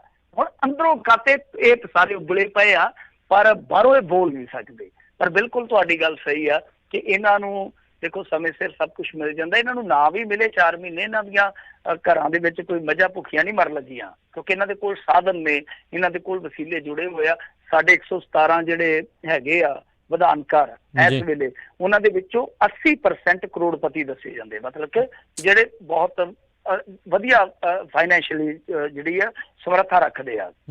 ਤਾਂ ਏਦਾਂ ਹੀ ਆ, ਜੇ ਤੁਸੀਂ ਦੇਖੋਗੇ ਕਿ ਅੱਗੇ ਚੱਲ ਜਾਓਗੇ ਮੇਰੇ ਖਿਆਲ ਦੇ ਨਾਲ ਲੱਖਪਤੀ ਕਰੋੜਪਤੀ, ਤਾਂ ਉਹ ਤੁਹਾਨੂੰ 80% ਉੱਤੇ ਹੀ ਮਿਲਣਗੇ ਪੋਲੀਟੀਸ਼ੀਅਨ। ਜਿਵੇਂ ਤੁਸੀਂ ਸਾਧਨ ਦਾ ਖੇਡੋਗੇ ਤਾਂ ਹਰੇਕ ਥਾਂ ਤੇ ਲੱਖਪਤੀ ਕਰੋੜਪਤੀ ਤੁਹਾਨੂੰ 80-90% ਮਿਲਣਗੇ। ਇਹਨਾਂ ਨੂੰ ਲੇਟ ਵੀ ਹੋ ਜਾਏਗਾ, ਕੋਈ ਫਰਕ ਨਹੀਂ ਪੈਂਦਾ। ਪਰ ਗੱਲ ਇਹ ਹੈ ਕਿ ਜੇ ਕੋਈ ਫਰੰਟ ਲਾਈਨ ਤੇ ਲੜਦਾ ਉਹਨੂੰ ਕਿਉਂ ਲੇਟ, ਕਦ ਤੋਂ ਲੇਟ? ਜਿਹੜਾ ਕੋਈ SDPC ਦੇ ਵਿੱਚ ਮਹੀਨਾ ਪਰ ਮੁੜਕਾ ਉੱਥੇ ਡੋਲਦਾ ਆਉਂਦਾ, ਚਾਹੇ ਉਹ ਲੰਗਰ 'ਚ ਜੌਬ ਕਰਦਾ, ਚਾਹੇ ਉਹ ਕਿਤੇ ਵੀ ਕਰਦਾ, ਕਿਉਂਕਿ ਉਹਨਾਂ ਦੀਆਂ ਡਿਊਟੀਆਂ ਲੱਗਦੀਆਂ ਨਾ ਸੇਵਾਦਾਰਾਂ ਦੀਆਂ, ਉਹ ਤਾਂ ਇੱਕ ਤਰ੍ਹਾਂ ਨਾਲ ਮੁਲਾਜ਼ਮਤ ਕਰਦੇ ਆ। ਤਾਂ ਉਹ ਜਿਹੜੇ ਮੁਲਾਜ਼ਮਤ ਕਰਕੇ ਮੁਲਾਜ਼ਮ ਉਜਰਤ ਦੇ ਹੱਕਦਾਰ ਆ, ਕਿਉਂ ਕਾਹਤੋਂ ਉਹ ਭਾਣ ਦੇਤੀ, ਕਦੇ ਇਹ ਕਰ ਦਿੱਤਾ? ਮੇਰੇ ਖਿਆਲ ਦੇ ਨਾਲ ਸਾਰੇ ਪ੍ਰਬੰਧ ਆ ਜਿਹੜੇ ਉਹ ਠੀਕ ਹੋਣੇ ਚਾਹੀਦੇ ਆ। ਜੀ ਜੀ। ਅਗਲੇ ਕਾਲਰ ਨੇ ਹਰਬੰਸ ਸਿੰਘ ਜੀ। ਸਤਿ ਸ਼੍ਰੀ ਅਕਾਲ ਜੀ। ਸਤਿ ਸ਼੍ਰੀ ਅਕਾਲ ਜੀ ਸਾਗਰ ਜੀ। ਸਤਿ ਸ਼੍ਰੀ ਅਕਾਲ। ਮੈਂ ਇੱਕ ਦਿਨ ਦੀ ਖਬਰ ਸੀਗਾ ਆਵਾਜ਼ ਨਹੀਂ ਕਲੀਅਰ ਆ ਰਹੀ ਹਰਬੰਸ ਸਿੰਘ ਜੀ, ਦੁਬਾਰਾ ਬੋਲਿਓ, ਕੀ ਕਹਿ ਰਹੇ ਹੋ? ਅੱਛਾ, ਇੱਕ ਦਿਨ ਦੀ ਖਬਰਾਂ ਵਿੱਚ ਸੀਗਾ ਕਿ ਬਾਦਲ ਸਾਹਿਬ ਜਿਹੜੇ ਵੱਡੇ ਬਾਦਲ ਸਾਹਿਬ ਉਹ ਛੋਟੀ ਉਮਰ ਵਿੱਚ ਚੀਫ ਮਿਨਿਸਟਰ ਬਣੇ, ਵੱਡੀ ਉਮਰ ਵਿੱਚ ਵੀ ਚੀਫ ਮਿਨਿਸਟਰ ਬਣੇ, ਉਹ ਪੰਥ ਦੇ ਸਿਰ ਤੇ ਬਣਦੇ ਰਹੇ ਤੇ ਪੰਥ ਦੀ ਸੇਵਾ ਕਰਦੇ ਰਹੇ ਤੇ ਪੰਥ ਦੀ ਜੜੀ ਤੇਰ ਪਾਉਣ ਬਦਲੇ ਜਾਂ ਆਪਣੇ ਨੌਂ ਨੂੰ ਇੱਕ ਸੈਂਟਰਲ ਨੌਕਰੀ ਦੇਣ ਬਦਲੇ ਉਹਨਾਂ ਨੇ RSS ਨੂੰ ਜਾਣ ਕਰ ਲਿਆ। ਤੇ ਇਹ ਕੋਈ ਚੰਗਾ ਕੰਮ ਕੀਤਾ? ਉਹਨਾਂ ਬੰਦੇ ਖੱਟ ਲਈ, ਫਿਰ ਉਸ ਬੰਦੇ ਸਲਾਹ ਪਾਤੀ, ਇਹ ਕੋਈ ਚੰਗਾ ਕੰਮ ਕੀਤਾ? ਮੈਨੂੰ ਉਹਨਾਂ ਨੂੰ ਦੱਸੋ ਜਰਾ। ਧੰਨਵਾਦ। ਦੇਖੋ ਸਰ, ਮੈਂ ਨਾ ਇੱਕ ਦਰਖਾਸਤ ਕਰੂੰਗਾ ਤੁਹਾਨੂੰ ਕਿ ਮੈਂ ਕੋਈ ਬਾਦਲਾਂ ਦਾ ਹਮਾਇਤੀ ਨਹੀਂ ਹੈਗਾ, ਮੈਂ ਵੀ ਆਲੋਚਕ ਰਿਹਾ ਇਹਨਾਂ ਦੀ ਸਰਕਾਰ ਦੇ ਵਿੱਚ, ਔਰ ਮੈਂ ਤੇ ਇਹਨਾਂ ਦੇ ਹਲਕੇ ਦੇ ਵਿੱਚ ਰਹਿ ਕੇ ਆਲੋਚਨਾ ਕਰਦਾ ਰਿਹਾ। ਕਈ ਦਫਾ ਪ੍ਰੋਬਲਮ ਵੀ ਆਈਆਂ, ਚਲੋ ਉਹ ਚੀਜ਼ ਨੂੰ ਮੈਂ ਨਹੀਂ ਇੱਥੇ ਬੋਲੂੰਗਾ। ਦੇਖੋ ਗੱਲ ਇਹ ਆ ਕਿ ਆਪਾਂ ਇਸ ਚੀਜ਼ ਨੂੰ ਚਾਹੇ ਇੱਕ ਵਾਰੀ ਕਹੀਏ ਤੇ ਚਾਹੇ 1000 ਵਾਰੀ ਕਹੀਏ ਕਿ ਇਹਨਾਂ ਨੇ ਜੋ ਕੀਤਾ ਸੋ ਠੀਕ ਨਹੀਂ ਕੀਤਾ। ਠੀਕ ਹੈ, ਗਲਤੀਆਂ ਇਹਨਾਂ ਨੇ ਬਹੁਤ ਵੱਡੀਆਂ ਕੀਤੀਆਂ, ਉਹਨਾਂ ਨੂੰ ਜਿੰਨਾ ਮਰਜ਼ੀ ਫੋਲੀਏ, ਅੰਤ ਦੇ ਵਿੱਚ ਲੋਕਾਂ ਨੇ ਇਹਨਾਂ ਨੂੰ ਐਸੀ ਸਜ਼ਾ ਦਿੱਤੀ ਜਿਹੜੀ ਤਵਾਰੀਖੀ ਹੈ, ਇਤਿਹਾਸਿਕ ਹਾਰ, ਜਿਹੜੀ ਮਤਲਬ ਕਿ 100 ਸਾਲ ਦਾ ਇੱਕ ਸ਼ਾਨਾ ਮੱਤਾ ਕਿੱਥੇ ਸਫ਼ਰ ਤੈਅ ਕਰਨਾ ਸੀ, ਕਿੱਥੇ ਐਨ ਮੌਕੇ ਤੇ ਲੋਕਾਂ ਨੇ ਆ ਕੇ ਇਹਨਾਂ ਨੂੰ ਅਰਸ਼ ਤੋਂ ਫਰਸ਼ ਤੇ ਲਿਆਂਦਾ ਨਾ, ਕਿ ਲਾ ਲਓ ਕਿ 80 ਸੀਟਾਂ ਨੇ ਇਸ ਵੇਲੇ ਕਾਂਗਰਸ ਦੇ ਕੋਲ, ਮੇਰੇ ਖਿਆਲ ਦੇ ਨਾਲ 80। ਤੇ ਜਿਹੜੀ ਕੱਲ ਜੰਮੀ ਪਾਰਟੀ ਸੀ ਉਹ ਅੱਜ ਵਿਰੋਧੀ ਧਿਰ ਚ ਬੈਠੀ ਆ। ਅਕਾਲੀ ਜਿਹੜੀ ਕਿ ਇੰਡੀਆ ਦੀ ਮੇਰੇ ਖਿਆਲ ਦੇ ਨਾਲ ਦੂਜੇ ਨੰਬਰ ਦੀ ਸਭ ਤੋਂ ਪੁਰਾਣੀ ਪਾਰਟੀ ਹੋਏਗੀ, ਦੂਜੇ ਮੁਸਲਿਮ ਲੀਗ ਛੱਡਦੀ ਹੈ, ਕਾਂਗਰਸ ਛੱਡਦੀ ਹੈ, ਚਲੋ ਇਹਨਾਂ ਤੋਂ ਬਾਅਦ ਅਕਾਲੀ ਸਭ ਤੋਂ ਪੁਰਾਣੇ ਸਿਆਸਤਦਾਨ ਆ। ਅੱਜ ਉਹ ਕਿੱਥੇ ਨੇ? ਲੋਕਾਂ ਨੇ ਉਹਨਾਂ ਨੂੰ ਸ਼ੀਸ਼ਾ ਦਿਖਾ ਦਿੱਤਾ, ਉਹਨਾਂ ਨੇ ਜੋ ਕੀਤਾ ਉਹਨਾਂ ਦੇ ਪੱਲੇ ਪਾ ਦਿੱਤਾ ਮੋੜਵਾ। ਪਰ ਅੱਜ ਅਸੀਂ ਕਾਂਗਰਸ ਦੀ ਗੱਲ ਬਹੁਤ ਘੱਟ ਕਰਦੇ ਹਾਂ, ਜਿਹਨੇ ਇਸ ਦੇਸ਼ 'ਚ ਸਭ ਤੋਂ ਜ਼ਿਆਦਾ ਰਾਜ ਕੀਤਾ। ਪੰਜਾਬ ਦੇ ਵਿੱਚ ਵੀ ਵੰਡਵਾ ਰਾਜ ਉਹਨਾਂ ਦੇ ਹਿੱਸੇ ਆਇਆ, ਔਰ ਅੱਜ ਪਿਛਲੇ 3.5 ਸਾਲ ਤੋਂ ਵਾਗਡੋਰ ਉਹਨਾਂ ਦੇ ਹੱਥ 'ਚ ਆ। ਸਾਨੂੰ ਸਵਾਲ ਸਭ ਤੋਂ ਜ਼ਿਆਦਾ ਇੱਥੇ ਕਰਨੇ ਚਾਹੀਦੇ ਆ ਕਿ ਤੁਸੀਂ 3.5 ਸਾਲਾਂ 'ਚ ਕੀ ਸਵਾਰ ਕੇ ਦਿੱਤਾ ਸਾਨੂੰ? ਸਾਡੇ ਪਾਣੀਆਂ ਦੇ ਮਸਲੇ ਦਾ ਕੀ ਹੱਲ ਕੀਤਾ? ਚੰਡੀਗੜ੍ਹ ਦੇ ਮਸਲੇ ਦਾ ਕੀ ਹੱਲ ਕੀਤਾ? ਉਹ ਤੇ ਛੱਡੋ, ਉਹ ਤੇ ਤੁਸੀਂ ਕੀ ਕਰਨਾ, ਕਿਉਂਕਿ ਉਹ ਤਾਂ ਮਸਲੇ ਹੀ ਤੁਹਾਡੇ ਸੀਗੇ, ਦੇਣਾ ਹੀ ਤੁਹਾਡੀਆਂ ਸੀਗੀਆਂ। ਤੁਸੀਂ ਸਾਡੇ ਇੱਥੇ ਖੇਤੀ ਸੈਕਟਰ ਦੇ ਵਿੱਚ ਇੰਡਸਟਰੀਅਲ ਦੀ ਜਿਹੜੀ ਸਾਡੀ ਇੱਕ ਕਹਿ ਲਊਂਗਾ ਕਿ ਬਦਤਰੀਨ ਸਥਿਤੀ ਹੈ, ਉਹਦੇ ਵਿੱਚ ਕੀ ਸੁਧਾਰ ਕੀਤਾ? ਸਾਡੇ ਜਵਾਨੀ ਨੂੰ ਤੁਸੀਂ ਕਿਸ ਪਾਸੇ ਲਾਇਆ? ਕਿੰਨੇ ਲੋਕਾਂ ਨੂੰ ਰੁਜ਼ਗਾਰ ਦਿੱਤਾ? ਕਿੰਨੇ ਪਿੰਡਾਂ ਨੂੰ ਤੁਸੀਂ ਇੱਕ ਆਈਡੀਅਲ ਪਿੰਡ ਬਣਾਇਆ? ਉਹ ਤੇ ਸਾਨੂੰ ਦੱਸੋ, ਕਿਉਂਕਿ ਤੁਸੀਂ ਸਾਰੇ ਵਾਅਦੇ ਕੀਤੇ ਸਨ। ਤਾਂ ਮੇਰੇ ਖਿਆਲ ਦੇ ਨਾਲ ਸਾਨੂੰ ਇਹਨਾਂ ਚੀਜ਼ਾਂ ਤੇ ਵੀ ਕੇਂਦਰਿਤ ਰਹਿਣ ਦੀ ਜ਼ਰੂਰਤ ਹੈ। ਬਾਦਲ ਨੂੰ ਤੁਸੀਂ ਇੱਕ ਵਾਰੀ ਭੰਡੋ ਤੇ ਭਾਵੇਂ ਲੱਖ ਵਾਰੀ ਭੰਡੋ, ਗੱਲ ਉੱਥੇ ਦੀ ਉੱਥੇ ਆ। ਪਰ ਰੌਲਾ ਹੈ ਕਿ ਜਿਹੜਾ ਮੌਜੂਦਾ ਹਾਕਮ ਆ, ਅਸੀਂ ਉਹਦੇ ਤੇ ਵੀ ਦਬਾਅ ਬਣਾ ਕੇ ਰੱਖੀਏ ਕਿ ਹਾਂ ਭਾਈ ਤੂੰ ਕੀ ਕਰਦਾ, ਪਰ ਉਹਨਾਂ ਦਬਾਅ ਨਹੀਂ ਬਣ ਰਿਹਾ ਜਿੰਨਾ ਤੁਸੀਂ ਲਾ ਲਓ ਕਿ ਸੈਕੰਡ ਟਰਮ ਜਿਹੜੀ ਸੀ ਸਰਕਾਰ ਦੀ, ਉਸ ਤੋਂ ਬਾਅਦ ਸੋਸ਼ਲ ਮੀਡੀਆ ਔਰ ਮੀਡੀਆ ਨੇ ਬਣਾਇਆ ਸੀ ਇਹਨਾਂ ਤੇ। ਜੀ ਜੀ ਜੀ। ਅਗਲੇ ਕਾਲਰ ਨੇ ਹਰਭਜਨ ਜੀ। ਸਤਿ ਸ਼੍ਰੀ ਅਕਾਲ ਜੀ। ਸਤਿ ਸ਼੍ਰੀ ਅਕਾਲ ਜੀ। ਸਤਿ ਸ਼੍ਰੀ ਅਕਾਲ ਜੀ। ਹਾਂਜੀ, ਮੇਰਾ ਪੁਆਇੰਟ ਹੈ ਜੀ ਵੀ ਜਿਹੜੇ ਆਮ ਲੋਕ ਆ ਉਹਨਾਂ ਨੂੰ ਟੈਕਸ ਦੇਣਾ ਪੈਂਦਾ। ਜਿਹੜੇ ਸਾਡੇ ਮੰਤਰੀ ਸਾਂਤਰੀ ਬਣਾਏ ਆ, ਲੱਖਾਂ ਇਹਨਾਂ ਨੂੰ ਰੁਪਏ ਆਮਦਨ ਆ, ਇਹਨਾਂ ਇਹ ਕੋਲੋਂ ਕਿਉਂ ਨਹੀਂ ਟੈਕਸ ਦਿੰਦੇ? ਉਹ ਵੀ ਟੈਕਸ ਸਰਕਾਰ ਦੇਵੇ। ਨੰਬਰ 2 ਜੀ, ਜਿਹੜੀ ਹੈ ਪੰਜਾਬ ਦੇ ਵਿੱਚ ਉਹ ਡਰੱਗ ਬੰਦ ਨਹੀਂ ਹੋਈ। ਅਸੀਂ ਪਿੰਡਾਂ ਦੇ ਰਹਿਣ ਵਾਲੇ, ਹਰ ਘਰ ਦਾ ਮੁੰਡਾ ਮਰ ਰਿਹਾ, 1000 ਰੁਪਇਆ ਰੋਜ਼ ਘਰ ਦਾ ਤੋਂ ਮੰਗਦਾ। ਇਹਦਾ ਜ਼ਿੰਮੇਵਾਰ ਕੌਣ ਆ? ਜੇ ਪਹਿਲਾਂ ਸੌਹਾਂ ਕਾ ਕੇ ਸਰਕਾਰ ਬਣਾ ਲਈ ਕਿ ਜਿਨ੍ਹਾਂ ਦੇ ਘਰ ਉਜੜ ਰਹੇ ਆ, ਮੁੰਡੇ ਮਰ ਰਹੇ ਆ, ਉਹਨਾਂ ਤੇ ਕੇਸ ਨਹੀਂ ਹੋਣਾ ਚਾਹੀਦਾ ਮੌਜ ਇਹਦਾ। ਬਿਲਕੁਲ ਬਿਲਕੁਲ, ਸਾਨੂੰ ਮੈਂ ਆਹੀ ਗੱਲ ਕਹਿ ਰਿਹਾ ਕਿ ਜੋ ਸਾਡੇ ਕੋਲ ਇਸ ਵੇਲੇ ਕ੍ਰਾਈਸਿਸ ਨੇ, ਸਾਡੇ ਸਾਹਮਣੇ ਜਿਹੜੀਆਂ ਦਰਪੇਸ਼ ਸਮੱਸਿਆਵਾਂ ਨੇ ਸਾਡੇ ਸਾਹਮਣੇ, ਅਸੀਂ ਉਹਨਾਂ ਦੀ ਗੱਲ ਕਿਉਂ ਨਹੀਂ ਕਰ ਰਹੇ? ਅੱਜ ਅਸੀਂ ਕਿਉਂ ਨਹੀਂ ਇਹਨਾਂ ਤੋਂ ਜਵਾਬ ਤਲਬੀ ਕਰਦੇ ਪਏ ਕਿ ਹਾਂ ਤੁਸੀਂ ਨਸ਼ੇ ਦੇ ਮੁੱਦੇ ਤੇ ਸਭ ਤੋਂ ਜ਼ਿਆਦਾ ਰਾਜਨੀਤੀ ਕੀਤੀ, ਬੇਅਦਬੀਆਂ ਦੇ ਮੁੱਦੇ ਤੇ ਸਭ ਤੋਂ ਜ਼ਿਆਦਾ ਰਾਜਨੀਤੀ ਕੀਤੀ, ਅੱਜ ਸਿੱਖਾਂ ਨੂੰ ਤੁਸੀਂ ਸਭ ਤੋਂ ਜ਼ਿਆਦਾ ਨਿਰਾਸ਼ ਕਰ ਰਹੇ ਹੋ। ਤੁਸੀਂ ਗੁਰੂ ਸਾਹਿਬ ਦੀ ਬੇਅਦਬੀ ਦਾ ਮੈਂ ਕਹੂੰਗਾ ਕਿ 1% ਵੀ ਨਿਆਂ ਨਹੀਂ ਕਰ ਸਕੇ ਤੁਸੀਂ। ਤੇ ਜਿਹੜੀ ਗੱਲ ਤੁਸੀਂ ਕਹੀ ਹੈ, ਬਿਲਕੁਲ ਬੜੀ ਖੂਬਸੂਰਤ ਗੱਲ ਕਹੀ ਹੈ ਤੁਸੀਂ ਕਿ ਸਾਡੇ ਮੁੰਡੇ ਮਰ ਰਹੇ ਆ। ਲੋਕਡਾਊਨ ਦੇ ਵਿੱਚ ਹੀ ਸਾਡੇ ਮੇਰੇ ਖਿਆਲ ਦੇ ਨਾਲ 5-6 ਮੁੰਡੇ ਮਰ ਗਏ ਸੀਗੇ ਓਵਰਡੋਜ਼ ਦੇ ਨਾਲ। ਕੱਲ ਵੀ ਇੱਕ ਮੁੰਡਾ ਮਰਿਆ ਓਵਰਡੋਜ਼ ਦੇ ਨਾਲ। ਬਿਲਕੁਲ ਮੁਆਵਜ਼ਾ ਮਿਲਣਾ ਚਾਹੀਦਾ, ਕਿਉਂਕਿ ਤੁਸੀਂ ਦਾਅਵਾ ਕੀਤਾ ਔਰ ਉਸ ਤੋਂ ਬਾਅਦ ਲੋਕਾਂ ਨੇ ਤੁਹਾਨੂੰ ਸਰਕਾਰ 'ਚ ਚੁਣਿਆ, ਤੁਸੀਂ ਫੇਲ ਰਹੇ ਹੋ ਤਾਂ ਕਿਸੇ ਦਾ ਘਰ ਉੱਜੜਦਾ, ਕਿਸੇ ਦਾ ਕਮਾਊ ਪੁੱਤ ਚਲੇ ਜਾਂਦਾ। ਇਕਲੌਤਾ ਅੱਜ ਕੱਲ ਤੁਹਾਨੂੰ ਪਤਾ ਪੰਜਾਬ 'ਚ ਮੁੰਡਾ ਹੀ ਇੱਕ ਹੁੰਦਾ, ਬੱਚਾ ਹੀ ਇੱਕ ਹੁੰਦਾ, ਉਹ ਮਰ ਗਿਆ, ਪਰਿਵਾਰ ਕਿੱਧਰ ਜਾਊਗਾ? ਤਾਂ ਪਰਿਵਾਰ ਨੂੰ ਪਾਲਣ ਪੋਸ਼ਣ ਵਾਲਾ ਕੋਈ ਤਾਂ ਹੋਣਾ ਚਾਹੀਦਾ, ਨਹੀਂ ਤਾਂ ਸਰਕਾਰ ਬਾਂਹ ਫੜੇ ਉਹਦੀ। ਬਿਲਕੁਲ ਤੁਹਾਡਾ ਵਾਜਬ ਸਵਾਲ ਆ, ਔਰ ਇਹ ਗੱਲਾਂ ਤੁਸੀਂ ਲੋਕਾਂ ਨੂੰ ਦੱਸਿਆ ਕਰੋ ਜਿਹੜੇ ਤੁਹਾਡੇ ਇੱਧਰ ਸਕੇ ਸੰਬੰਧੀ। ਇੱਧਰ ਲੋਕਾਂ ਨੂੰ ਨਹੀਂ ਪਤਾ, ਇਹ ਤੁਹਾਨੂੰ ਪਤਾ ਕਿ ਇਨਕਮ ਟੈਕਸ ਵੀ ਲੋਕ ਭਰ ਰਹੇ ਆ, ਪਰ ਜਿਹੜੇ ਭਰਨ ਵਾਲੇ ਉਹਨਾਂ ਨੂੰ ਪਤਾ ਹੀ ਨਹੀਂ। ਉਹਨਾਂ ਦੇ ਦਿਮਾਗ 'ਚ ਭਰੋ ਕਿ ਤੁਸੀਂ ਕੀ ਕੀ ਭਰ ਰਹੇ ਹੋ ਇਹਨਾਂ ਦਾ। ਜੀ ਜੀ। ਅਗਲੇ ਕਾਲਰ ਨੇ ਅਵਤਾਰ ਸਿੰਘ ਜੀ, ਸਤਿ ਸ਼੍ਰੀ ਅਕਾਲ। ਸਤਿ ਸ਼੍ਰੀ ਅਕਾਲ ਦੋਵਾਂ ਵੀਰਾਂ ਨੂੰ। ਸਤਿ ਸ਼੍ਰੀ ਅਕਾਲ। ਮੇਰੇ ਦੋ ਸਵਾਲ ਨੇ ਜੀ। ਪਹਿਲਾ ਸਵਾਲ ਤਾਂ ਇਹ ਆ ਕਿ ਜਦੋਂ ਹਿੰਦੁਸਤਾਨ ਨੂੰ ਆਜ਼ਾਦੀ ਮਿਲੀ ਤੇ ਉਦੋਂ ਤੋਂ ਹੀ ਪੰਜਾਬ ਦੇ ਨਾਲ ਵਿਤਕਰਾ ਕੀਤਾ ਗਿਆ। ਪੰਜਾਬ ਨੂੰ ਆਰਥਿਕ ਤੌਰ ਤੇ ਕਮਜ਼ੋਰ ਕਰਨ ਲਈ ਪੰਜਾਬ ਦੇ ਸਾਧਨ ਲੁੱਟੇ ਗਏ, ਜਿਵੇਂ ਪਾਣੀ ਤੇ ਹੋਰ ਸਾਧਨ ਸੀਗੇ। ਪੰਜਾਬੀ ਸੂਬਾ ਬਣਿਆ, ਪਹਿਲਾਂ ਤਾਂ ਦੇਣ ਤੋਂ ਨਾ ਕਰਤੀ, ਜੇ ਬਣਾਇਆ ਹੀ ਆ ਤੇ ਉਹਨੂੰ ਇਸ ਤਰ੍ਹਾਂ ਛਾਂਗ ਦਿੱਤਾ ਕਿ ਉਹ ਅੰਗਹੀਣ ਵਾਂਗੂ ਹੋ ਗਿਆ। ਉਹਦੇ ਆਰਥਿਕ ਸੋਮੇ ਸਾਰੇ ਖੋਲੇ ਗਏ, ਜਿਵੇਂ ਡੈਮ ਖੋਲੇ, ਪਾਣੀ ਖੋਲਿਆ, ਬਿਜਲੀ ਵੀ ਉਹਦੀ ਖੋਲੀ, ਤੇ ਉਹਨੂੰ ਆਰਥਿਕ ਤੌਰ ਤੇ ਇੰਨਾ ਕਮਜ਼ੋਰ ਕਰ ਦਿੱਤਾ ਕਿ ਉਹ ਜੀਣ ਜੋਗਾ ਨਾ ਰਿਹਾ। ਸੈਂਟਰ ਦੇ ਵਿੱਚ ਗੁਜਰਾਤ ਤੇ ਮਹਾਰਾਸ਼ਟਰ ਦੇ ਲੀਡਰਾਂ ਦਾ ਜ਼ੋਰ ਆ, ਔਰ ਉਹ ਜਾਣ ਬੁੱਝ ਕੇ ਹੁਣ ਵਾਹਗਾ ਬਾਰਡਰ ਨਹੀਂ ਖੁੱਲਣ ਦੇਣ ਦਾ, ਕਿਉਂਕਿ ਉਹਦੇ ਨਾਲ ਉਹਨਾਂ ਦੀਆਂ ਬੰਦਰਗਾਹਾਂ ਨੂੰ ਕੰਮ ਮਿਲਦਾ ਵਾ, ਤੇ ਜੇ ਵਾਹਗਾ ਬਾਰਡਰ ਖੁੱਲਦਾ ਵਾ ਤੇ ਪੰਜਾਬ ਨੂੰ ਫਾਇਦਾ ਹੁੰਦਾ ਵਾ, ਤੇ ਪੰਜਾਬ ਨੂੰ ਕਮਜ਼ੋਰ ਕਰਨ ਲਈ ਸਾਰਾ ਹਿੰਦੁਸਤਾਨ ਹੀ ਤਿਆਰ ਆ। ਸੋ ਇਹਦੇ ਬਾਰੇ ਇੱਕ ਤਾਂ ਦੱਸਿਓ। ਦੂਜਾ ਸਵਾਲ ਮੇਰਾ ਇਹ ਆ ਕਿ ਜਿਹੜੇ NRI ਪਾਕਿਸਤਾਨ ਦਾ ਵੀਜ਼ਾ ਲੈ ਕੇ ਜਾਂਦੇ ਆ, ਜੇ ਉਹ ਕਰਤਾਰਪੁਰ ਸਾਹਿਬ ਥਾਣੀ ਐਂਟਰ ਕਰਕੇ ਗੁਰਦੁਆਰੇ ਦੇ ਦਰਸ਼ਨ ਕਰਕੇ ਗਾਂ ਪਾਕਿਸਤਾਨ ਜਾ ਸਕਦੇ ਆ ਕਿ ਉਹਨਾਂ ਨੂੰ ਇੱਕ ਵਾਰ ਵਾਪਸ ਆਉਣਾ ਪਊਗਾ ਤੇ ਫਿਰ ਵਾਹਗਾ ਬਾਰਡਰ ਥਾਣੀ ਜਾਣਾ ਪਊ? ਸੋ ਇਹਨਾਂ ਦਾ ਸਵਾਲ ਦਾ ਜਵਾਬ ਦਿਓ ਜੀ। ਸਤਿ ਸ਼੍ਰੀ ਅਕਾਲ। ਹਾਂਜੀ, ਨਹੀਂ ਮੇਰੇ ਖਿਆਲ ਦੇ ਨਾਲ ਸਰ ਸਿੱਧਾ ਨਹੀਂ ਜਾ ਸਕਦੇ, ਕਿਉਂਕਿ ਇੱਥੋਂ ਜੇ ਵੀਜ਼ਾ ਲਾਓਗੇ ਤੁਸੀਂ OCI ਕਾਰਡ, ਉਹ ਮੇਰੇ ਖਿਆਲ ਦੇ ਨਾਲ ਰਾਜ ਕਰਨਵੀਰ ਸਿੰਘ ਜੀ ਜ਼ਿਆਦਾ ਵਧੀਆ ਐਕਸਪਲੇਨ ਕਰ ਦੇਣਗੇ ਕਿ ਉਹ ਜਿਹੜੇ ਵੀ OCI ਕਾਰਡ ਉਹ ਵਗੈਰਾ ਹੋਲਡਰ ਆ ਜਿਹੜੇ ਜਾ ਸਕਦੇ ਆ, ਬਟ ਉਹ ਕਰਤਾਰਪੁਰ ਸਾਹਿਬ ਤੱਕ ਹੀ ਆ, ਕਿਉਂਕਿ ਦੂਸਰੇ ਪਾਸੇ ਜੇ ਜਾਣਾ ਤੁਸੀਂ ਤਾਂ ਤੁਹਾਨੂੰ ਵਾਹਗਾ ਬਾਰਡਰ ਥਾਣੀ ਹੀ ਜਾਣਾ ਪਏਗਾ, ਜਿੰਨੀ ਕੋਈ ਮੈਨੂੰ ਨੌਲੇਜ ਹੈ ਇਸ ਮੁੱਦੇ ਬਾਰੇ। ਹਾਲ ਦੀ ਘੜੀ ਤਾਂ ਚਲੋ ਬੰਦ ਆ, ਤੇ ਜਦ ਵੀ ਚੱਲੇਗਾ ਆਪਾਂ ਫਿਰ ਉਹਦੇ ਬਾਰੇ ਅਪਡੇਸ਼ਨ ਦੇ ਦੇਵਾਂਗੇ। ਦੂਜੀ ਗੱਲ, ਬਿਲਕੁਲ ਤੁਹਾਡੀ ਗੱਲ ਸਹੀ ਆ, ਮੈਂ ਇਸ ਚੀਜ਼ ਨਾਲ ਸਹਿਮਤ ਹਾਂ ਕਿ ਬਹੁਤ ਜ਼ਰਖੇਜ਼ ਖਿੱਤਾ ਸੀ, ਬਹੁਤ ਕਮਾਊ ਲੋਕ ਸੀਗੇ, ਬੜੇ ਸਿਰੜੀ ਲੋਕ ਸੀਗੇ, ਬੜੇ ਹਿੰਮਤੀ ਲੋਕ ਸੀ, ਬੜੇ ਘਾਲਣਾ ਵਾਲੇ, ਬੜੀਆਂ ਕੁਰਬਾਨੀਆਂ ਦੇਣ ਵਾਲੇ ਲੋਕ ਸੀ, ਧੱਕੇ ਦਾ ਸ਼ਿਕਾਰ ਹੋਏ, ਸਿਆਸਤਾਂ ਦਾ ਸ਼ਿਕਾਰ ਹੋਇਆ। ਪਰ ਰੌਲਾ ਕੀ ਆ ਕਿ ਜਿਵੇਂ ਆਂਦੇ ਨਾ ਕਿ ਬਾਣੀਏ ਨੂੰ ਕੀ ਦੋਸ਼, ਛੋਟਾ ਸਿੱਕਾ ਤੇ ਆਪਦਾ ਹੀ ਆ ਨਾ। ਸਾਡਾ ਜੇ ਬਰਬਾਦੀ ਦਾ ਮੁੱਢ ਵੱਜਾ ਤੇ ਉਹਦੇ ਵਿੱਚ ਸਭ ਤੋਂ ਜ਼ਿਆਦਾ ਯੋਗਦਾਨ ਸਾਡੇ ਆਪਣਿਆਂ ਦਾ, ਸਾਡੇ ਆਪਣੇ ਗਦਾਰਾਂ ਦਾ।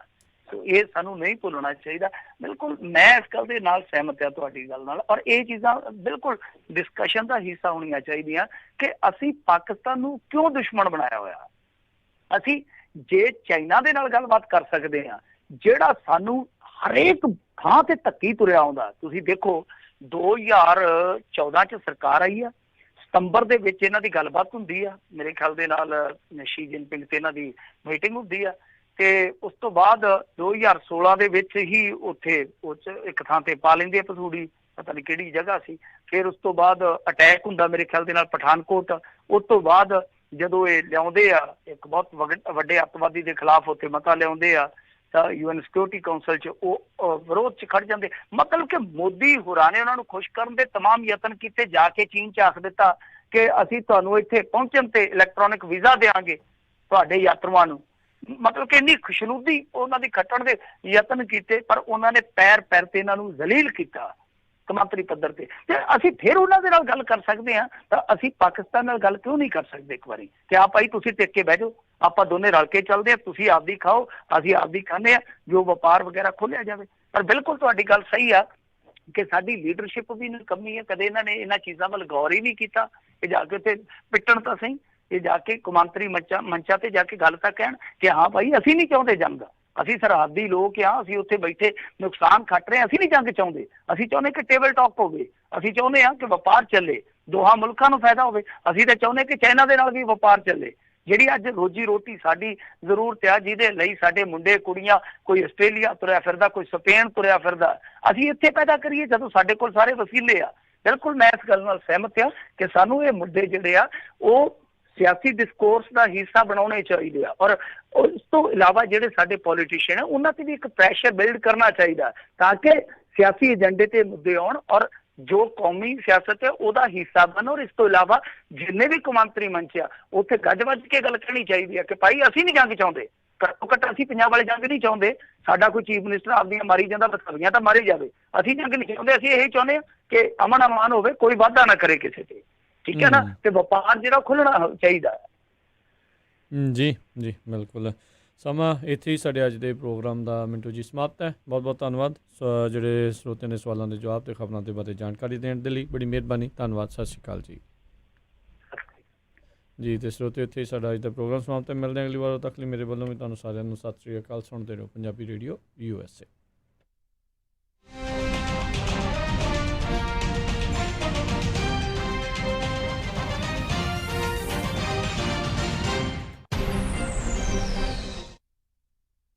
ਤੁਸੀਂ ਸੁਣ ਰਹੇ ਹੋ Punjabi radio USA KOBO Yuba city 1450 AM KIID Sacramento 1470 AM KWRU Fresno 1300 AM KLHC Bakersfield 1350 AM